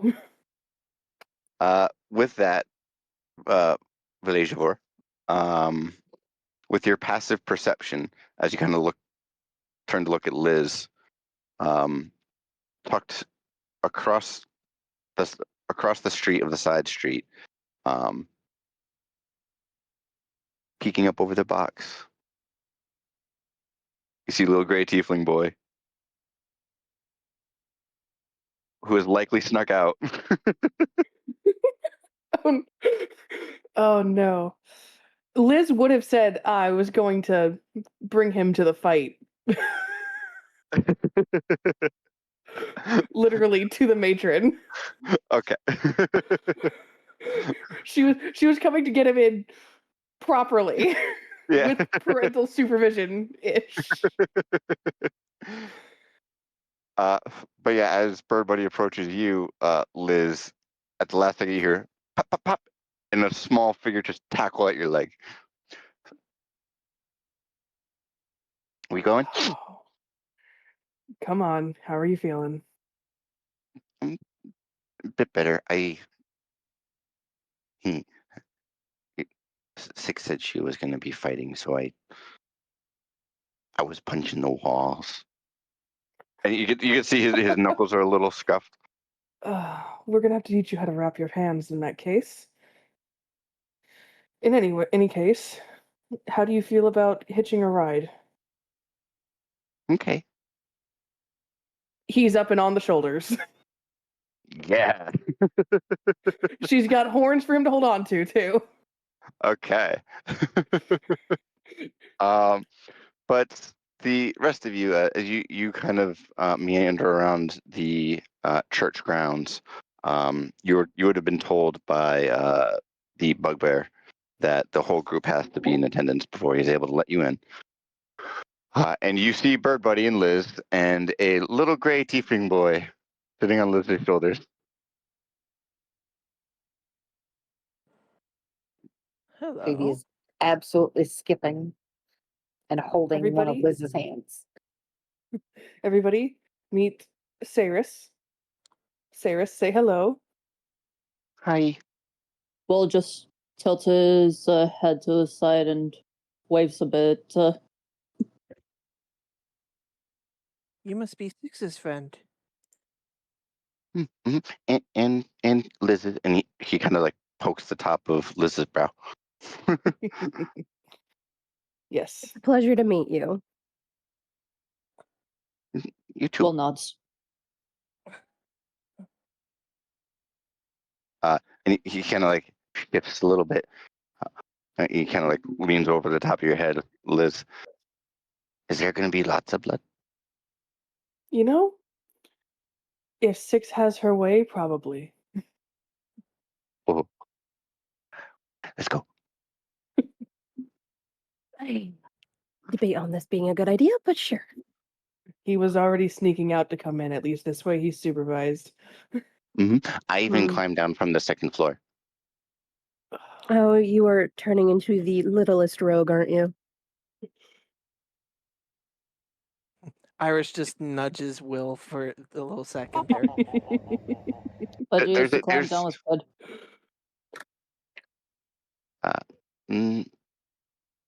I jumped to the tree. But then I had to jump down from the tree from there. I kind of landed on my butt. Well, Nothing broken, better correct? than landing on your feet and hurting your legs. Nothing broken. But All right. we I'm should sure that probably Sixx get in is there. happy that you're here. And this way, he gets a great view of the fight, no matter how thick the crowd is. He is grinning. He's excited. Let's get inside.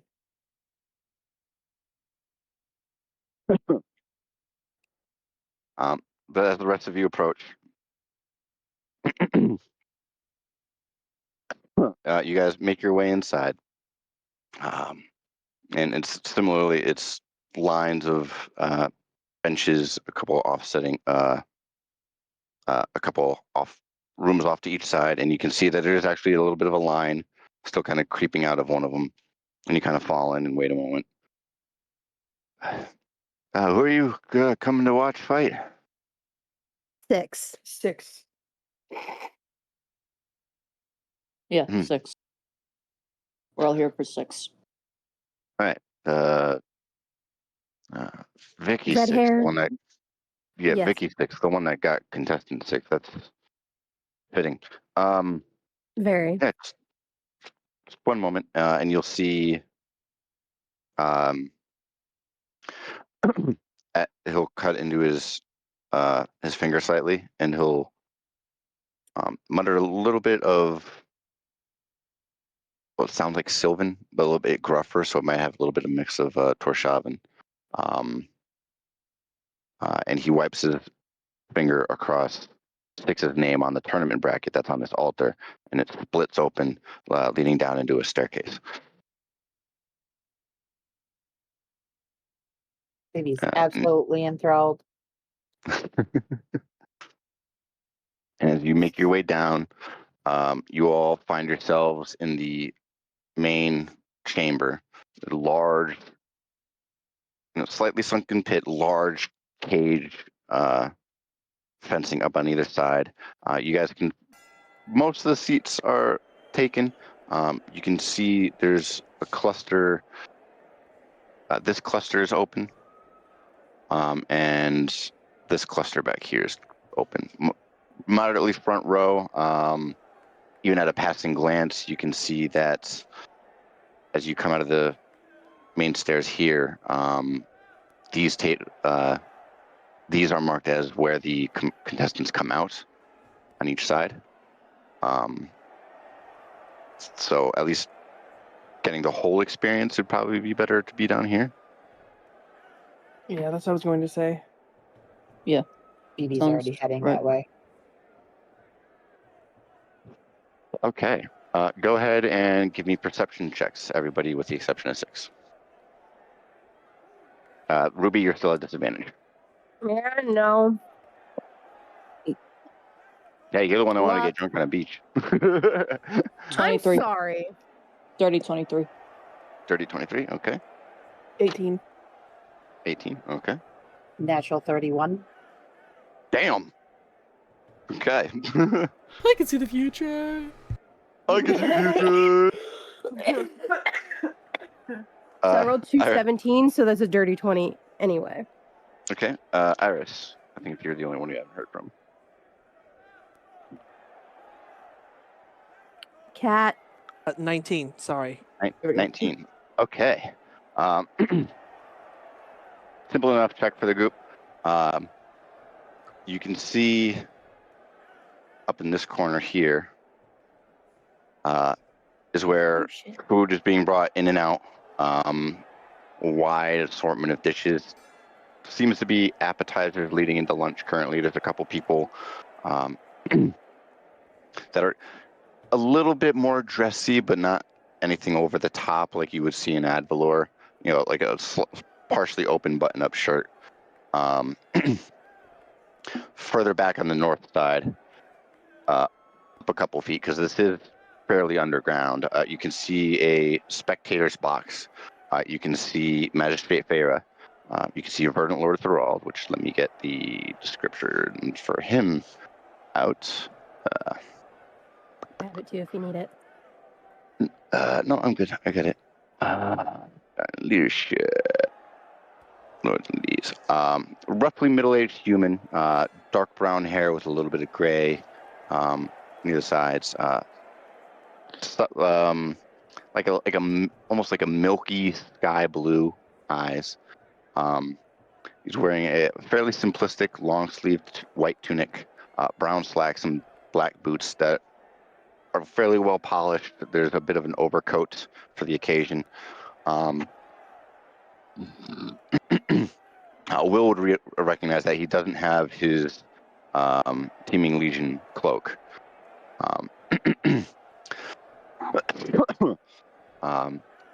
Nice, warm, almost like paternal smile. But his eyes tell a different story. There is an intensity about him, as he does lead the Teeming Legion along with General McGrath. He's lightly conversing with Magistrate Feyre. In the back, in the corner, Bird Buddy, you see moderate height, a little bit taller, 6'2"-ish. Looks to be, at least at this distance, because it's a bit dimly lit, probably some kind of a Goliath. But what they're dressed in is what catches you. It's a three-piece suit, but black, so it's not necessarily ad valorem. There's, they actually have a black cloak off of one shoulder, kind of like how the Teeming Legion wears it. And into the lapel, on the right side, opposite the cloak, is 3 feathers, one white, one silver, and one black. It seems to be not necessarily butting in, but adding to the conversation as they're watching the venue fill up.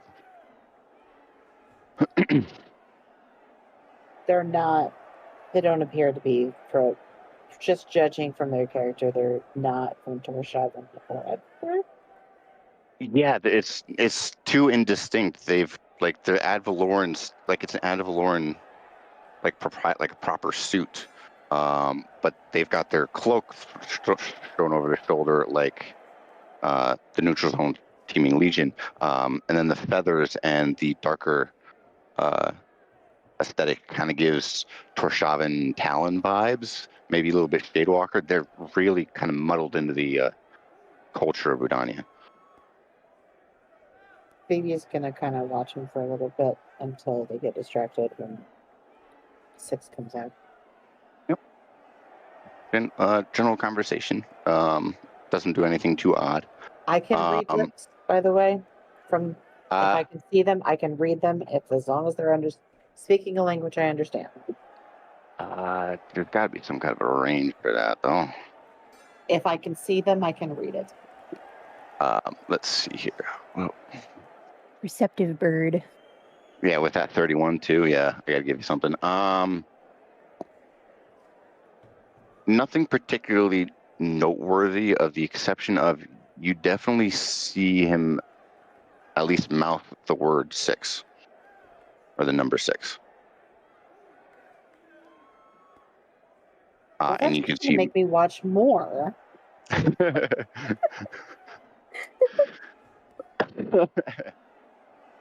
Okay. And if anybody is facing him and responding to him that I can see speaking their lips, I can read them too. Okay. But with that, everyone gets settled. There's some little bit of murmurs as it begins to die down. About 11 o'clock, you see a human male, almost snowy white hair with a little bit of darker gray kind of streaks through, swept back, partially open shirt, brown slacks,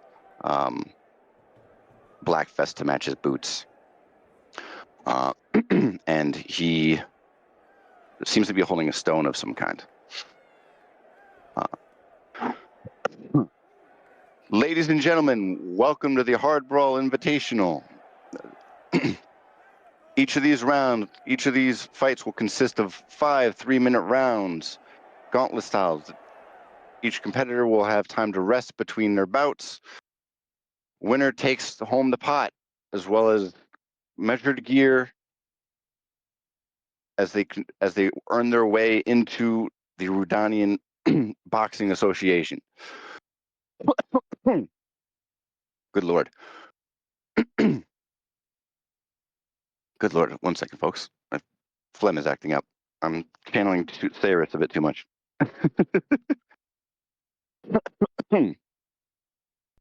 You can mute up and just give it a good strong hawk. Just mute up. No, I'm good. I just drank a little bit of chalky milk. That's good. That's gonna make it worse, honey. But go ahead. I know. I like chocolate milk too much. With that, rules are simple. If you knock out your opponent, you win. If we go the 5 rounds, we'll go to the judges' cards. And as he actually gestures out to the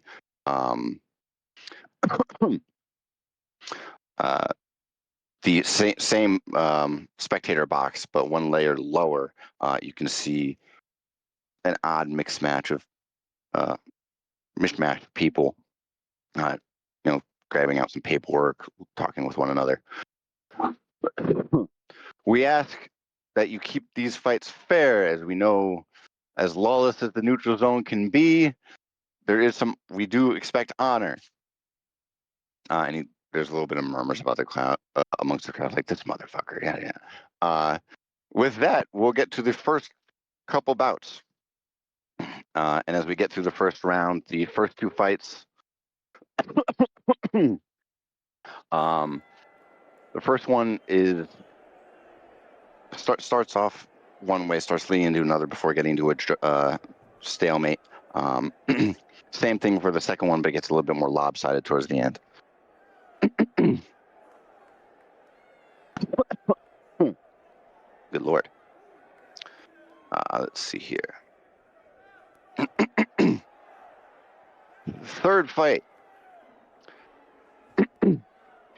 Hailing from the northern reaches of Torshavn, nestled into the woodlands north of the Azul Gaze. This man has built up a notorious reputation of fighting the displacer beasts that guard his home. 1 second. Where did I put his name? I had it.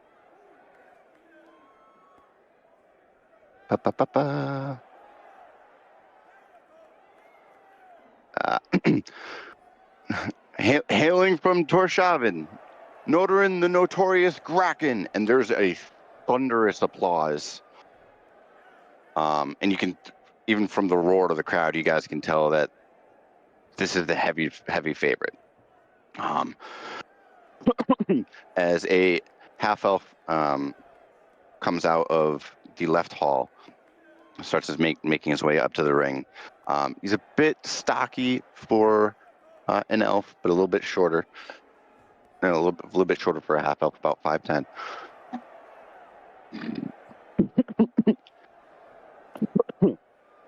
This is going to be tough. And in this corner, an up-and-coming fighter who's been under the radar over the last few years.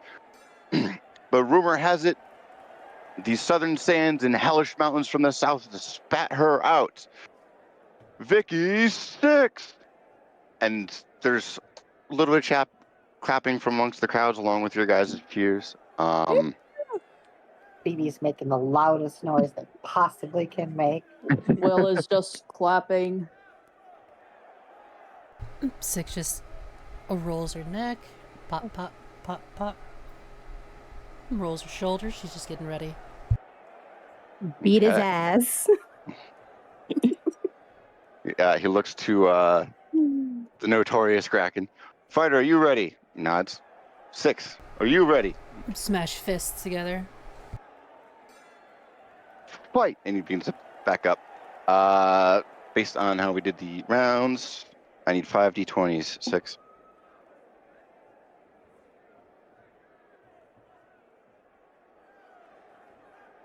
Just flat d20s?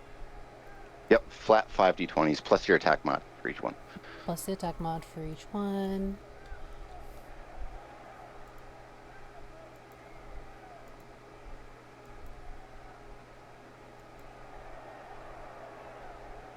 All right, so we have a 24, Okay. a 26, a 20. Okay. That's 3, 22, 18. Okay. Well, this is an ugly one. I'll tell you what you got after. And as the bell dings, the two of them kind of begin to size each other up, get into a defensive stance, and as he comes in with an open palm, almost like a claw, like tiger style. The rest of you watch as Sixx grabs it, flips him over, and as he's in midair, just roundhouses him into the side of the head. He just falls limply onto the mat, and there's stunned silence after about 5 seconds. He rolled a nat 1 on his fight on his first round. No. Liz just kind of whispers very quietly so that only like Saris and somebody near her can hear. Well, that was embarrassing. Baby's just going, yeah. I'm gonna stand over him. Mhm. How does he look? He is unconscious, and you can see one of the medics, because you're assigned coaches for these fights, haven't come in. They were going to be coming after the first round. The medic just kind of comes in, and similarly to how BB woke up Ruby, he's desperately trying to get some smelling salts under his nose, and he's slightly twitching at his hands and feet. Before he waves him, he starts waving over for Spectre. I'm just gonna calmly back away and let the medics get to him. Is he dead? No, thank Torm. Yeah, And he's kind of holding back.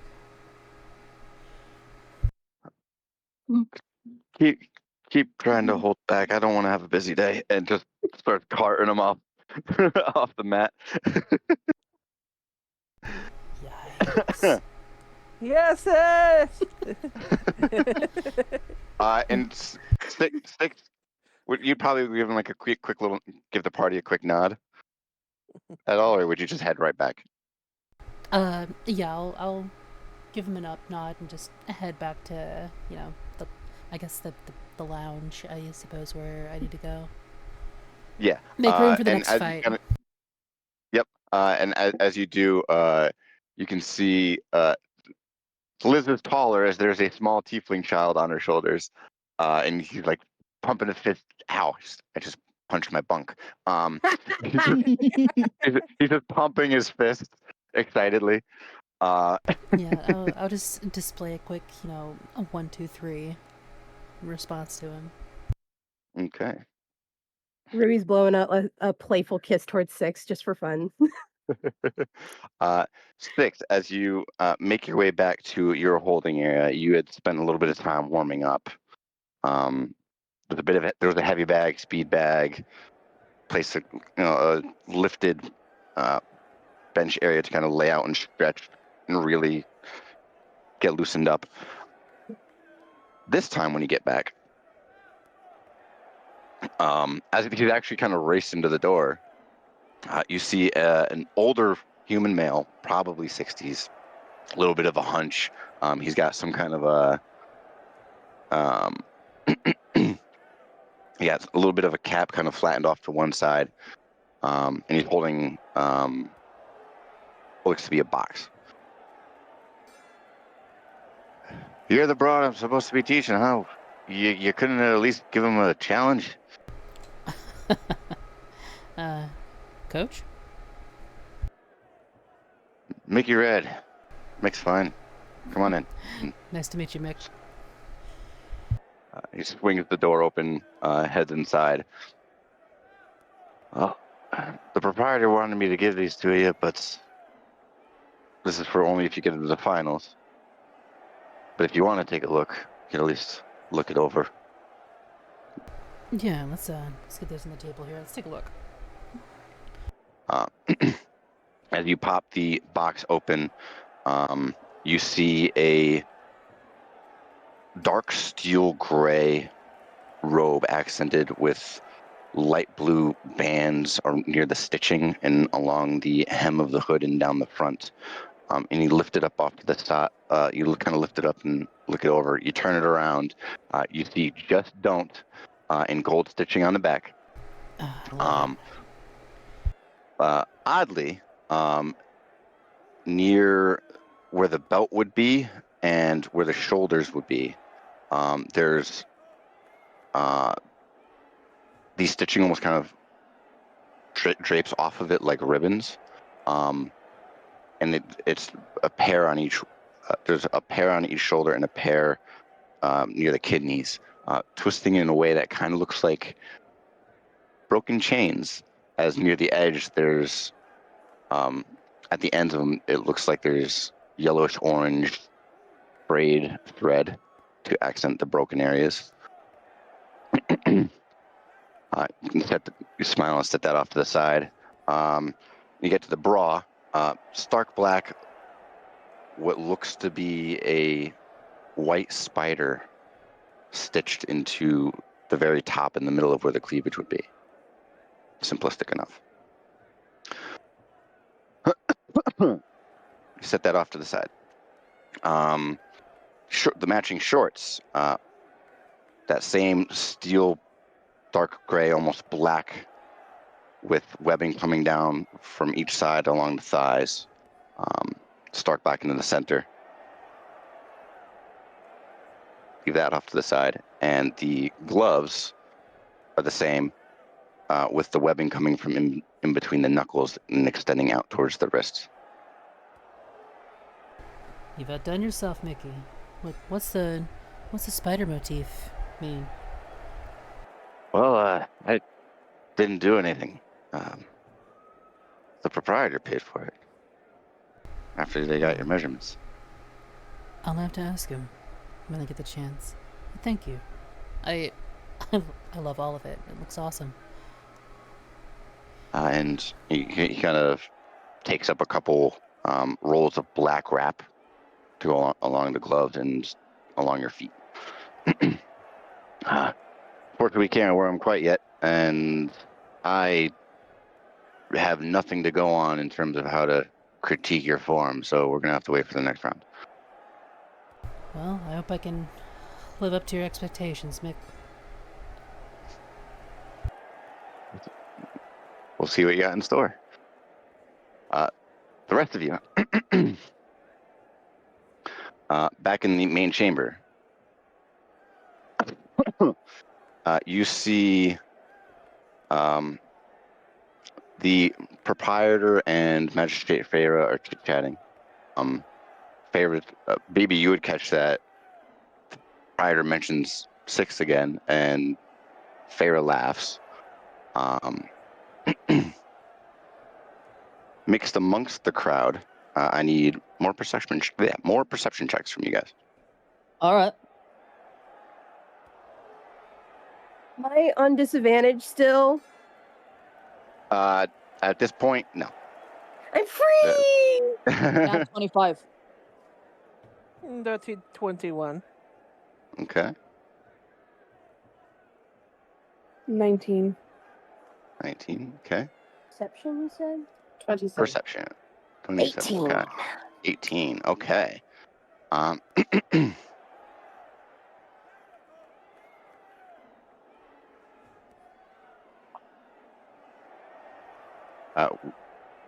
we go.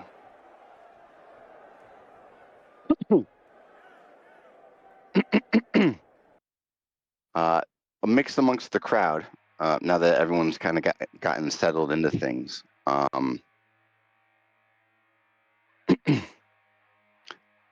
you all see, at least this time around, Ruby, you would recognize a familiar half Goliath, a few tables north, and all of you would recognize Siobhan, far east corner, just idly watching the fights, not doing anything particularly interesting, at least at base value. Can I? If she catches my eye, I'll just wave to her. She kind of waves back, and kind of like points to her wrist, and then shrugs, noting the quick exit that Sixx made. And as she's doing this, you all watch as a auburn-furred Leonin gets halfway through the first round before falling his opponent. Good, around 2 of all those weeks ago. Yeah, they're probably gonna go at it again. Liz kind of whispers to Saris, "You looking forward to watching Sixx fight the Wyvern again?" They're here? And We might introduce Will, you later. Will ends up winking at the kid and putting a finger to his masked lips. Okay. Mm-hmm. And he just goes back to watching the fight. We're introducing this kid to his idol. Yes, we are. Yeah. Yes, we are. Ivan needs to know.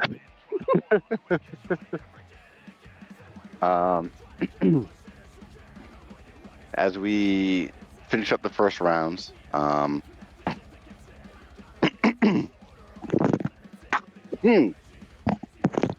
we start getting into the second set of rounds. And we get to Sixx's turn again. Sixx, 5 more d20s.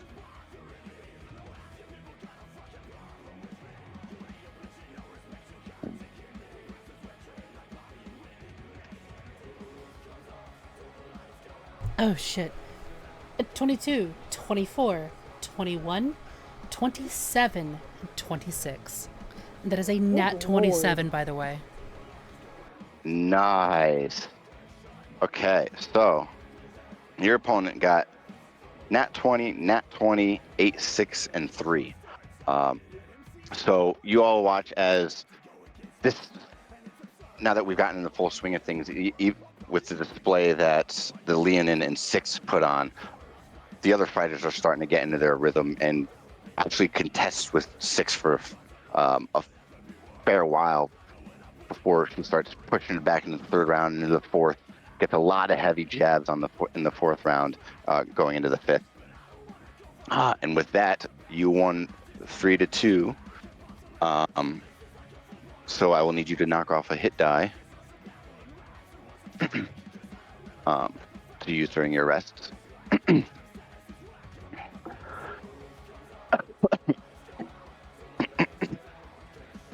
Done.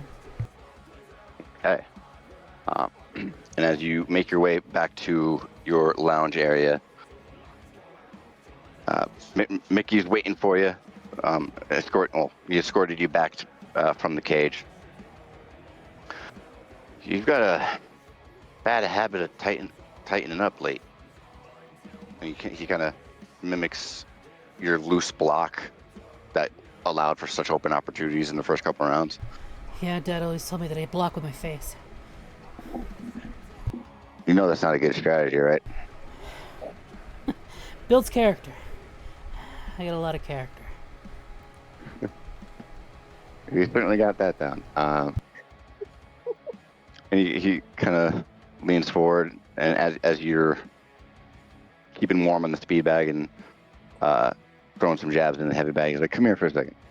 And he tosses you the padded hand mitts.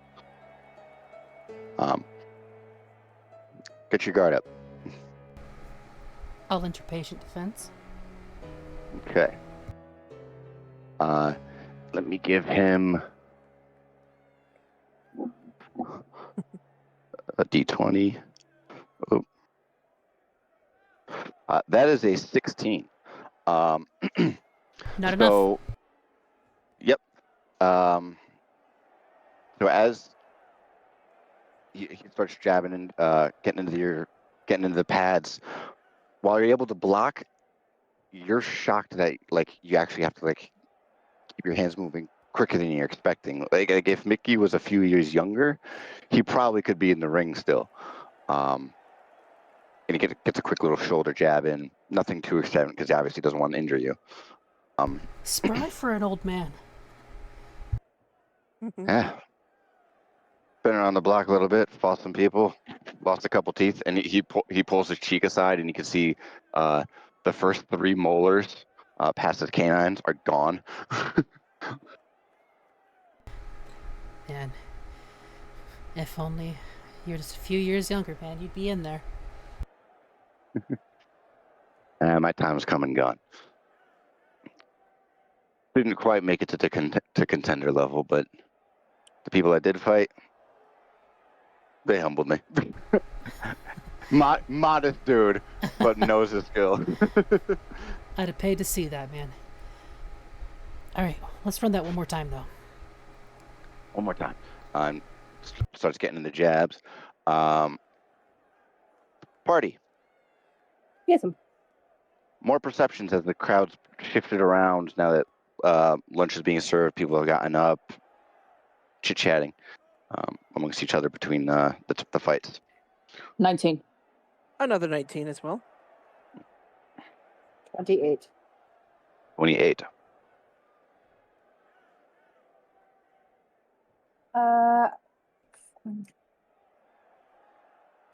Dirty 21. Dirty 21. Okay. 19, 18 again. I hope you all know I have a +6 to my perception. Oof. Oh, wait, this is perception? Yeah. Okay, yeah. Wow. I was doing the right one.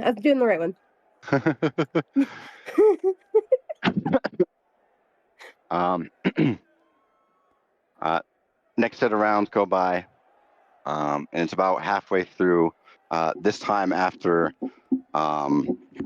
the auburn hair Leonin goes the full 5 rounds with his opponent, winning 3-2. You hear a couple hoots and hollers from actually a table nearby, and sometime in between the fights, you guys would recognize Orgrim and Ivan.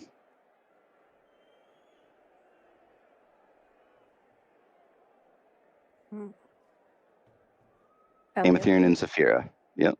Yes. Just a couple tables over now compared to wherever they were before. Would Sixx have told Liz about Saris liking Amatherian? Mostly because it's hilarious that he likes the one that threw a card at her. Honestly, I don't know, because at that point, we weren't exactly friends. No, but now we are. And she would remember because it's funny. Right. That is fair. Maybe during one of the times when they were like just in their room shooting the shit before bed. Mm-hmm. Okay.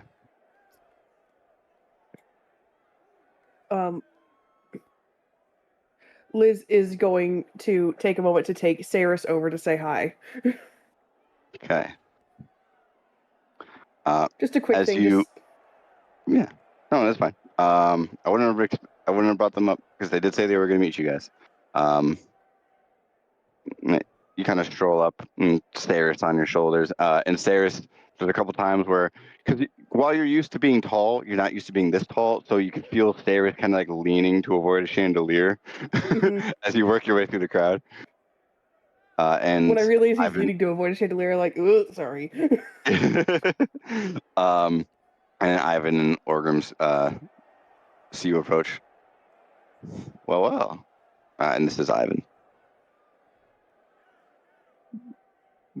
I have a fan. You have a fan. That's a fan of you. Surprising. Oh, of me. Okay. Ivan's being a Yes. smartass. Yes. Of me. Where from, Specifically, kid? When you guys fought, and you could feel him nodding. I think he remembers you throwing a cart at me. Yes. Well, that was necessary in the moment. I don't exactly regret it. Don't. It took me out of the fight, really. So he kind of leaned his head up towards Magistrate Feyre, and you would notice he has his left shoulder pointed at him, so he's kind of shying away, but still kind of keeping an eye on him. Did he say? Have you had a chance to talk with him, and when is he interested in talking with us? Honestly, we just got back today as well, so we don't know. I didn't even know he was in town yet. Okay.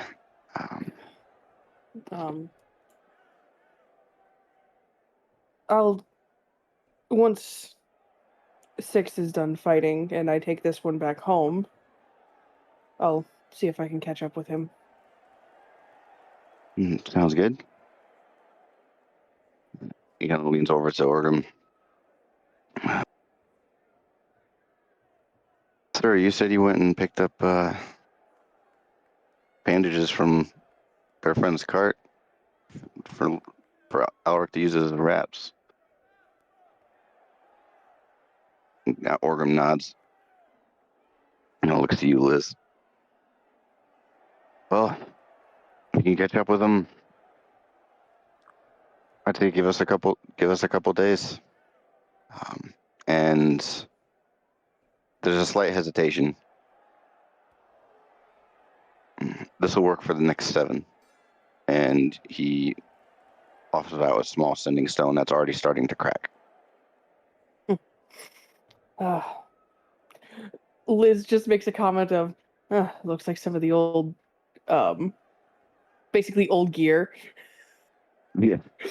Like, well, we don't exactly have the resources the church do, so 7-day ones, with the exception of that one masterwork that he thumbs over to Ivan that he handles. We do what we can. I was more joking about the ones that they used to give me when I was a squire. Oh, those were atrocious. Oh, they were. And Ivan will still kind of eyeing you, but he's looking up a little bit more at Cyrus. Why don't you guys Do you want watch? to get? How about She you asked two? Sarah. Sorry. Oh, go ahead. No, yeah. How about you two watch the next fights with us? All right, Cyrus, you want to And get down for a minute? he's already climbing off, trying to climb off of you, like monkeying down through your wings. Let me hit him. And he grabs he grabs the leather wrong. Ow. Yeah, gets the wrong leather. Takes the only other seat and scoots it over next to you, so you'll have to stand. But he scoots it over next to Ivan. And they just start idly chit-chatting. Where are you from? General knowledge stuff. But given the location, Ivan is well aware there's some likelihoods there, so he kind of avoids more sensitive topics. Favorite food, stuff like that.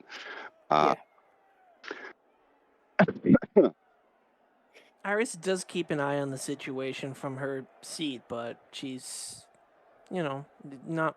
She knows Liz has it. At the mention of favorite foods, Liz offers some of her favorite foods,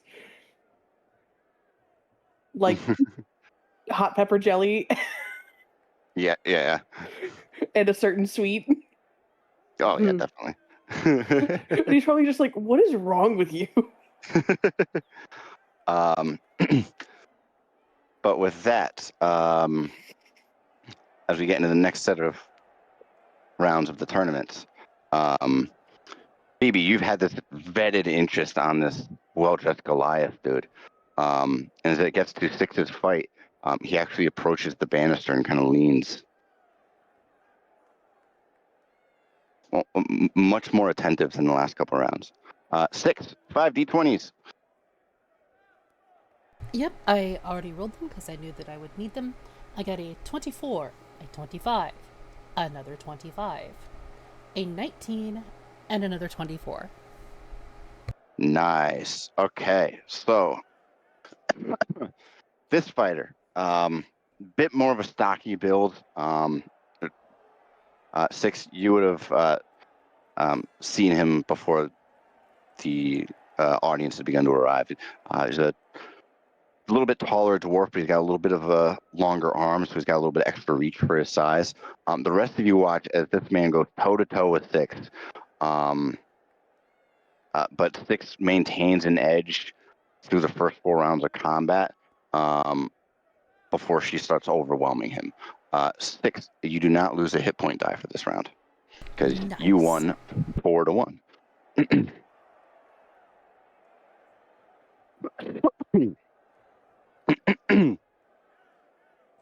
With that, you go back with Mickey. That's more like it. You might actually have to put these things on. He kind of thumbs over to your gear. Looking forward to it. I don't have anything particular for this round outside of keep focused. I'm trying to remember what you're fighting for. And he hands you your canteen. I drained that bitch. I'm Go ahead and give me thirsty.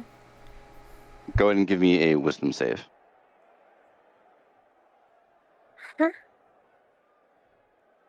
Oh, Mickey. It's just water, guys. I swear it is just water. 17.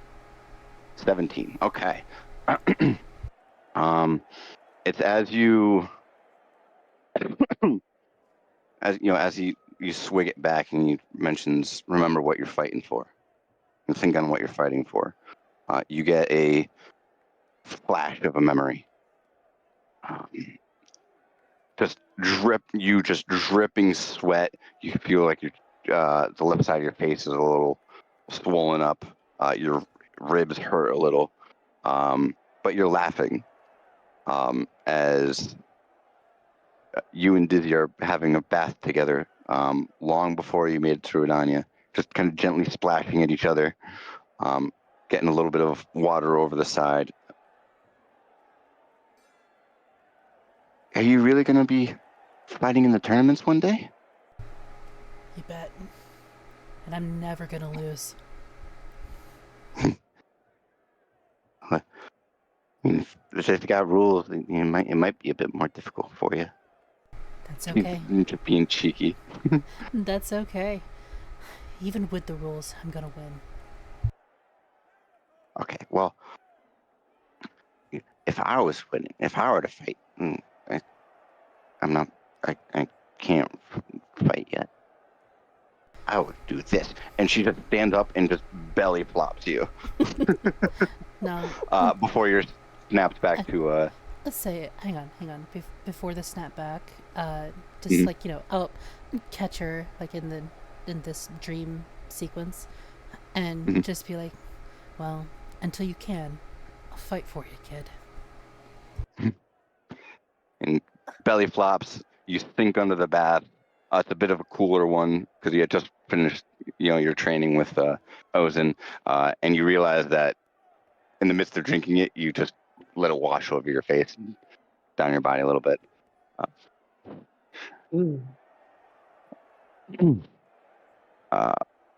With that, 4th round, semifinals,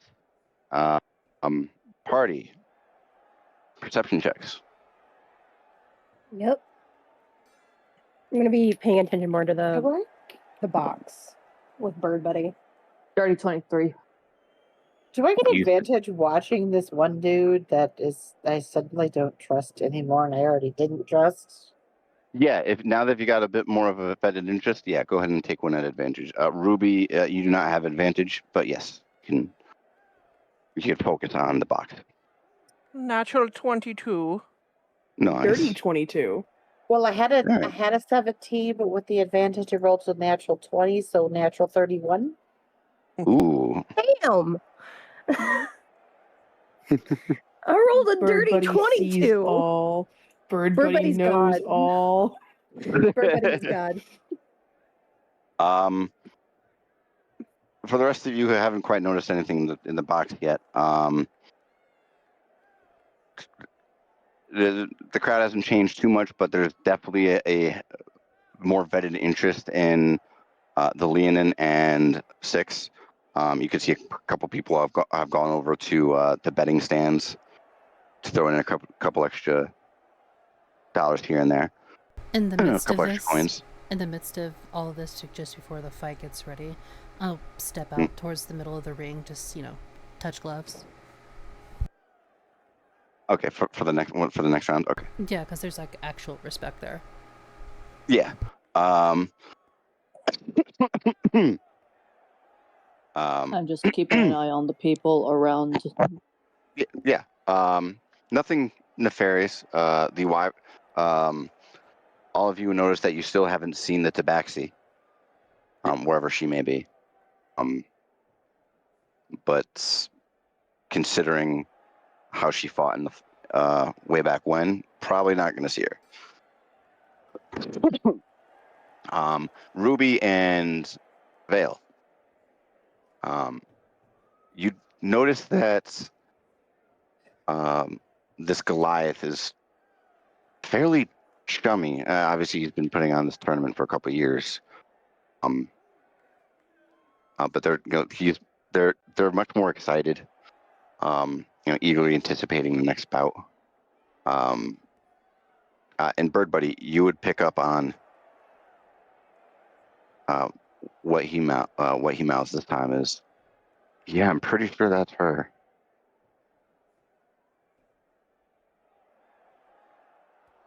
Sixx. Yep. 5 more d20s for your semifinal bout. Got it.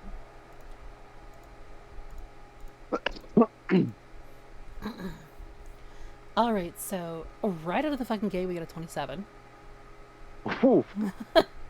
Then we've got a 24, a 25, Okay. an 18, and a 22.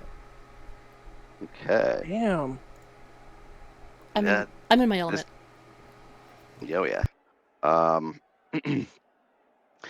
You all would have seen throughout this tournament that Sixx clearly was a major underdog going in. But one of the other underdogs on the other side of her half of the bracket had gotten an upset or two on his way up. Unfortunately, he's fairly gassed out. The first round is a pretty devastating one for him. And while he does put up a respectable fight, unfortunately, 6 sweeps. And you do not lose a hit point die, Sixx. I'll actually help Ulrich back up. No, this isn't Ulrich. This is a rando. Oh, just rando? Fair enough. Yeah. I thought it was Ulrich the whole time. No. Ulrich's the other side of the bracket. You wouldn't see him until it's in the finals. Got you. Okay, well, either way, I'll still help him up. Yeah. You help him to his feet. His left eye is immediately swollen shut from the first round. And he bows to you, touches gloves, and starts heading back out. Now let's actually get to. One second, let me roll for Ulrich's fight. Iris is going to, while this is going on for the fight, Iris is going to go see what the odds are for Sixx. Go ahead and give me an investigation check. The rest of you, as you watch Ulrich, this Leonin Ulrich, get into the fight, he starts he gets knocked back the first couple rounds on his toe, on his toes, gets some blocks in, gets a couple good shots in. And then immediately pivots into the third round, about halfway through, as this guy's coming in for a kick, or grabs him, spins him, and throws him into the cage, knocking him unconscious.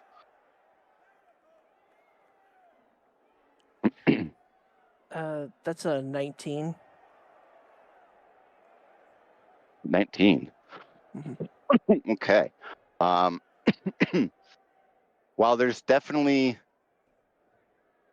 like you had seen early on, Sixx has definitely started off as an underdog, but as the rounds progress, the odds have dipped down a little bit. She was standing at a 1 in 64, but has since moved up to a 1 in now 4 before she wins that bout. So if you want to take a bet, place a bet, go for it. Let's throw 10 gold for Sixx's way. Okay. Hey Sam. Yes. Ruby would have slid you like 20 gold to put on her as well.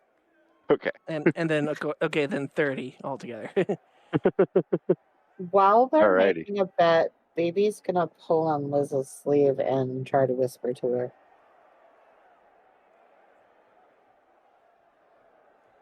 Liz leans over. Cyrus is occupied with Ivan, so she's not worried about him running off. Yeah. And they're basically just gonna point out the dude and says, "They know Sixx." Yeah. Liz, you see a little bit shorter for Goliath, but lean built, well dressed, cloak over the left shoulder, black suited Goliath. Do I recognize him at all? Go ahead and give me a history check. Okay. It's a 13 on the die. My history is 14 total. Does guidance work with skills? I believe so. Then yeah, Let me double check real quick. Liz is Pretty also sure it within does. 33 to me, so she rolled. Did you roll poorly enough to warrant a reroll if you wanted it? Let's see if guidance. It says ability check. Yeah, it's only ability checks, not skills. Oh. Would you like a reroll? It's there. You know what? Sure. Go ahead. Don't 16. Nice. There you go. There we go. Can I insight the fancy man with apparently a 3-part style? All right, so you want to insight the fancy man. Liz, go ahead and roll that. Liz, what was your total? 14? 16. 16. Definitely not someone from Sixx's past. But as the two of you are watching this, BB, especially with how much you had studied, you notice that there is the way he carries himself is a bit militaristic, almost like a there's a properness, a stature, and putting in a presence. And you see, with a bit of a gesture, the gesture in question and how he brings his hands out. It's something Zadalithan out to the east somewhere. As in he's like gesturing as in arcanely, or gesturing as in It's just his demeanor, like the way he kind of presents himself. It's no habit that's like it's a distinguishable habit to Zadalith of upper class, not necessarily upper crust, but upper middle class, roughly. Okay. keep going. Good. Liz, What was that insight there, Ruby? It is a purest of pure natural 23. Here's the pure natural 23. Mm-hmm. There's definitely a curiosity there, but it's not ill-tempered.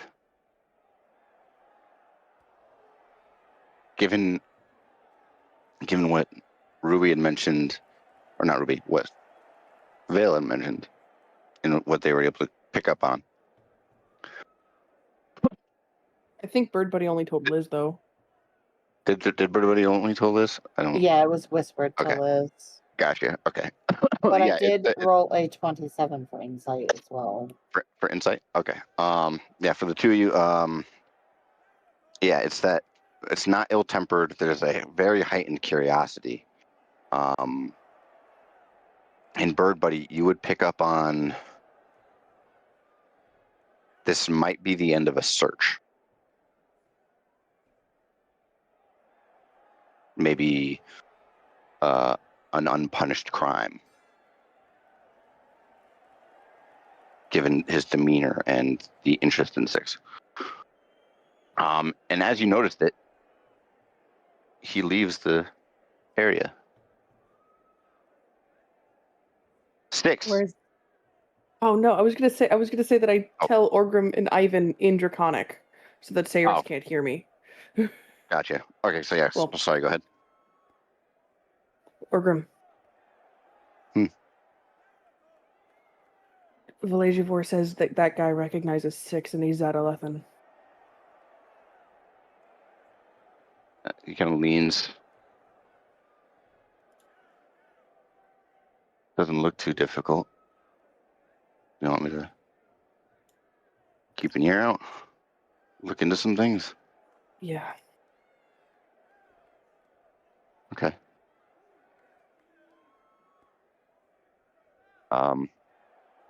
Now or after the tournament? Just keep an eye on him. Just if he shows back up, let me know. Sure. After the tournament, I'll make sure to stick around Sixx.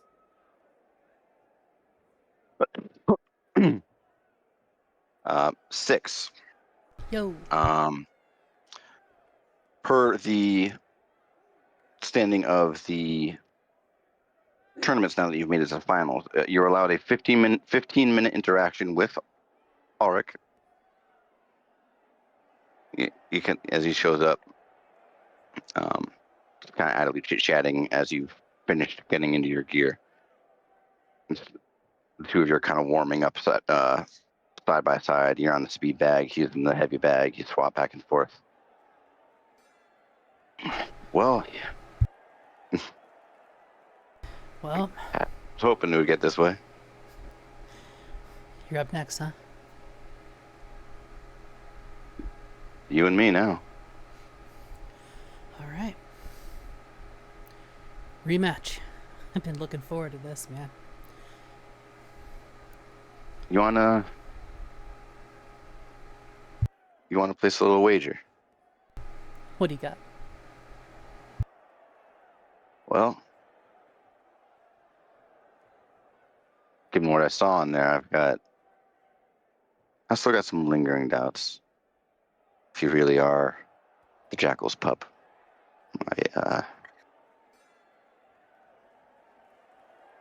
My father used to talk about him. Though I was too young to really understand it. One day as I was off doing my own thing, he'd let me know he was heading south.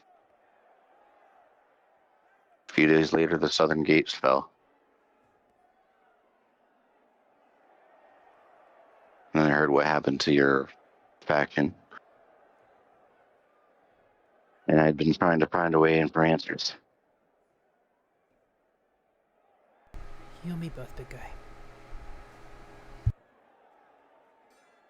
So I'll tell you what. do win, I'll talk with I'll send a message out to my leader, see if we can get some assets out here.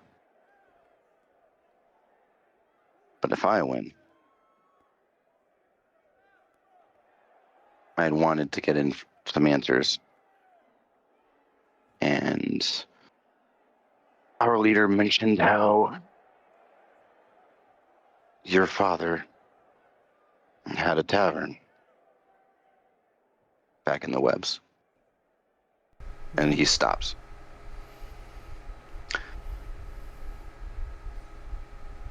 Yeah, what about it? I've been wanting to get out of here. If you get answers, I hope you do. But I want the tavern. If you win. If I win.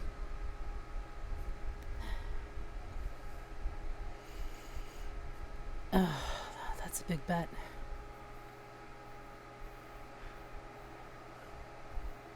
What kind of assets are we talking about here? Is it going to be worth my childhood home? Well, I can't guarantee anything quite yet, but we're looking at document forging to reduce costs to get back into Advalor. Knowledge of a couple of hideouts in the nation. And if I come up on anything else, maybe an extra hand or two to help, and intel.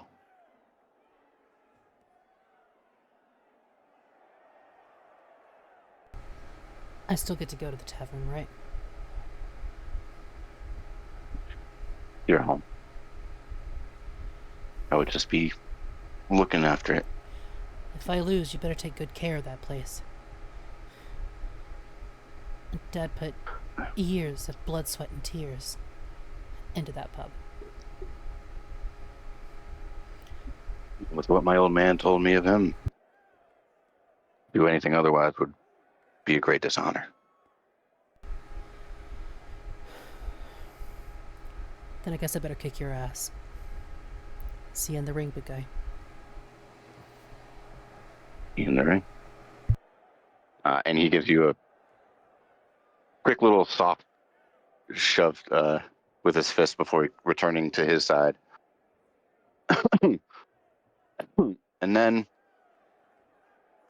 as you're processing this, your energy, feel the tingling in your hands. You get another knock on the door. And swinging it open. With a slight crack. Are you decent? Yeah, come on in. Which is the door open, and you see a lean built, about 6 feet, a little bit taller, Goliath, well dressed, black cloak over the left shoulder. Right lapel has 3 feathers in it.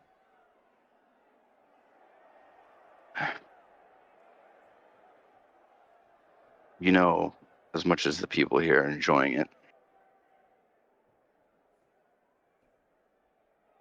this whole thing is a bit of a farce.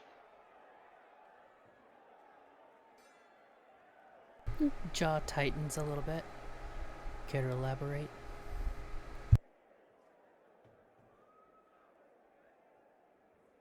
I'm going to show you something. And he starts reaching for the feathers. I'd be careful with sudden movements. He raises up his left hand. I have no ill will. Just know that the webs have changed in the recent years. And he begins plucking out the feathers. And you can see that the right lapel, there's distinct holes where the feathers were nested into and pinned. And the lapel looks an awful lot like the grasp symbol of a thief's mask. No, kind of tug the jackal's tooth out of my bindings. You're pretty far from home. Say the same about you. Not by will. Well, hopefully by will you'll come back. I do miss home. But I've got some things to take care of here. So, out of character, what branch of the guild?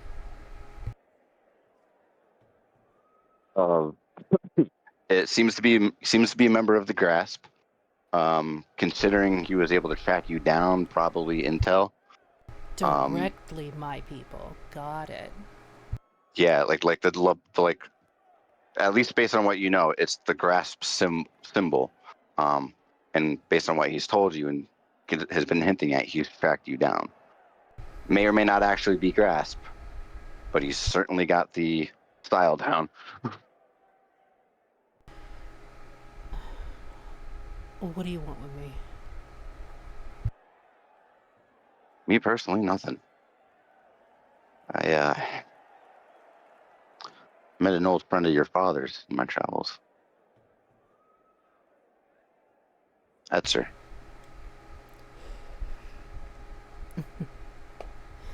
I haven't heard that name in the better part of a decade. How's that little green goblin doing? Well, they say his daughter fell pretty far from the family tree, considering she's kind of stoic, but he's chaotic and mischievous as ever. Well, when I met her, she seemed to be right up his alley. That was an age ago, though. Yeah. I have no quarrel with you. Good. I'd really prefer not to have to kill anyone in the middle of this festival. I've got no quarrel. I've got some reason to stay, but at least within Rudania. Got to track down some friends. But if the day ever comes where you need out of the nation, back in, just know that at least the Grasp and the Diamond Empires, still going strong. And it's even gotten buddy-buddy with the Up and Up. Honestly, all this time, I thought the Grasp was dead. I thought I was the last one. No. They're still out there.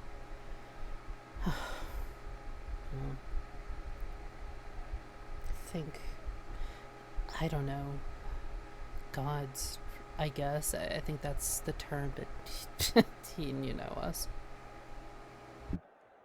Yeah, I've had my ups and downs, but at this point, you got nothing but nowhere to go but up.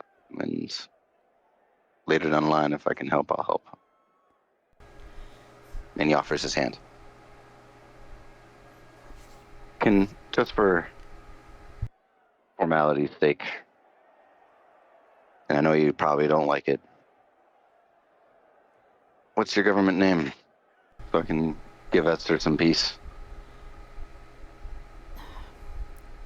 I don't really use that name anymore. Everybody down there knows what to call me. Fair enough. Sorry, I don't mean any disrespect. It's just I don't want to risk messing up my hands just before a fight. I understand. And he offers a fist bump instead. Elbow.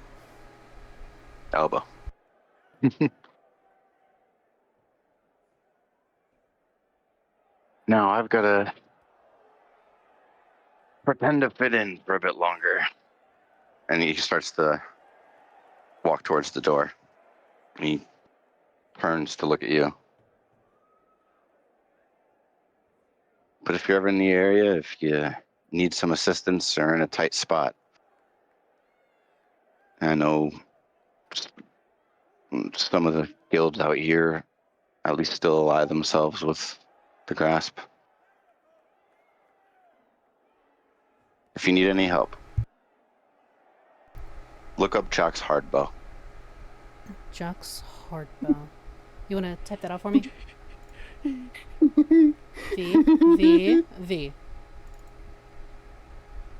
I'm gonna... Jock's Hardbow. Got you. Who's that?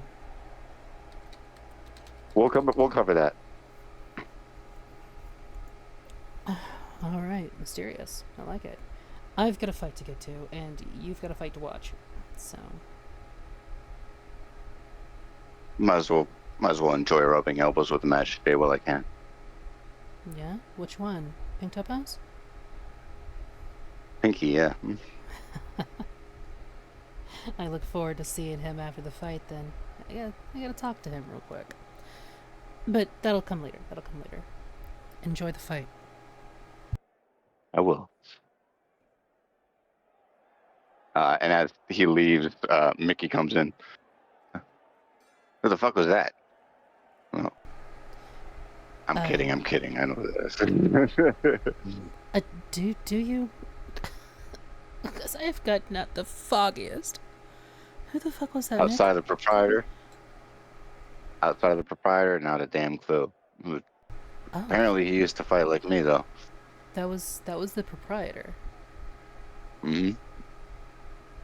No shit. I will definitely want to talk to him again. Alright. Grab a canteen. Down that. I gotta go, Mick. Any last words of wisdom for this one? Block a little less with your face. You got it.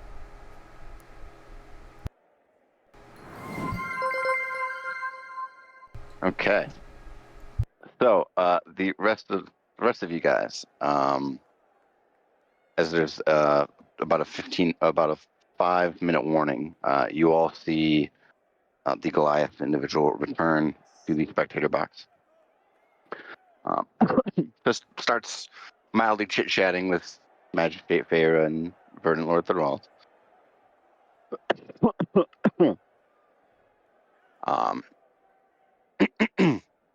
And as the anticipation begins to build, the announcer comes back out. Ladies and gentlemen, these last two fighters have fought tooth and nail to get to the finals. They have earned their gear. They have earned their names. They have earned their essence. First, and he gestures to his right, your guys have left. Hailing from the born in Torshavn, but calling the sands of the south his home, Ulrich Greyclaw, and cheers erupt from his last bout. About 50-50. There's a little bit more energy as he walks out. Now that the scenery has been played out, as some of the furniture has begun to get shifted around, you see trees rapidly growing as he almost kind of prowls through like he was on a hunt before getting up into the cage. One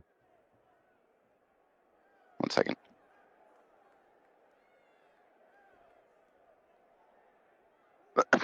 Gets up into the cage.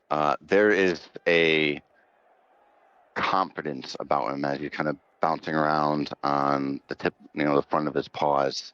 If you guys want an insight, now's the time. All right. Already.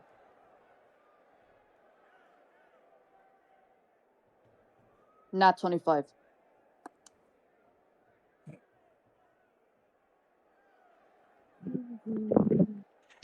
Iris is just caught up with everything because that's a 5. 13 total. Dirty 20. Okay. Wait, no. I did math wrong. It's 11. I can't math today. I'm tired. No, it is 13 because it was a 7, not a 5 this time. Okay. With those insight checks, you can gather that he is definitely in the right headspace. Those that rolled on the higher end, you could tell that he's definitely poked the bear to an extent. Like, it was a blatant maneuver. Like, he at some point egged Sixx on in the brief interaction they got to have before the fight.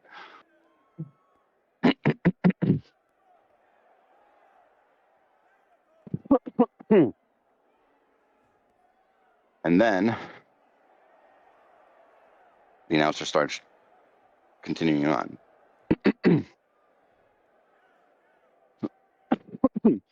Hailing from parts unknown, spit out of the hells. She started off entirely as the underdog and has worked her way up against all odds. Vicky Sixx! And you begin to hear the music fade in. I need everybody to hush hush. And Seraph, let me know. All right, we're good. Okay, give me a countdown. Go. Start over. I need an actual countdown. Just don't say, okay, you're good. Like 3, 2, 1. You changed it up on me. All right, 3, 2, 1, go. The area begins to dim down dark. Some of the strobes beginning to go about the place. You can see chains, the sounds of chains jingling. And as the curtains have been closed, you can see adamantine blue chains crisscrossing from where she typically exits.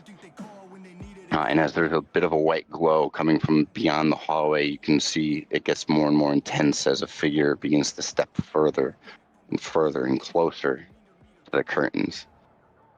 And as she begins to bounce around, she's on her feet, begins to flex. You all begin to hear the straining of metal echoing before the curtain breaks, the chains breaking out and drifting as Sixx begins to walk out.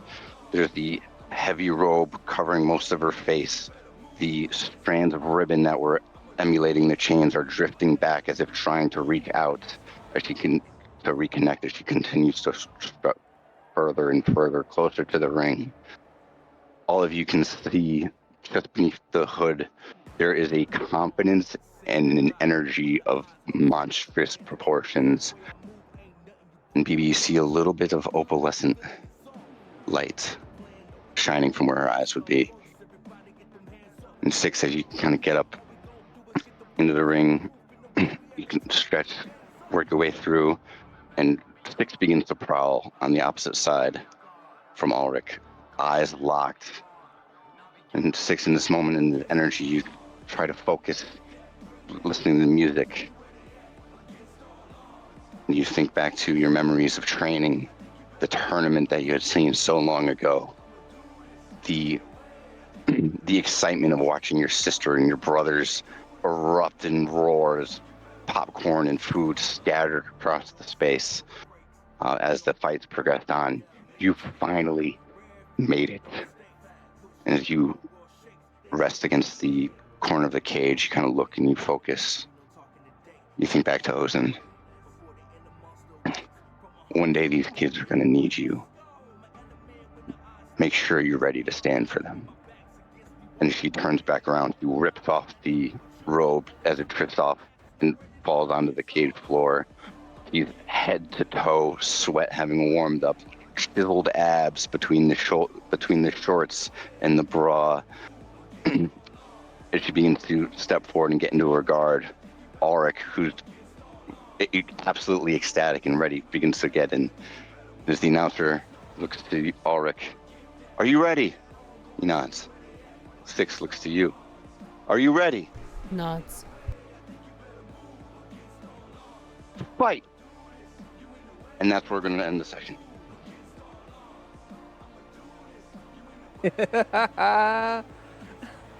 I'm so excited. Uh-huh. That was fucking amazing intro. I Yeah. need this outfit drawn so bad. Yes. I need it drawn. Oh my god, I'm so excited. I can't wait to kick this guy's ass again. Yeah.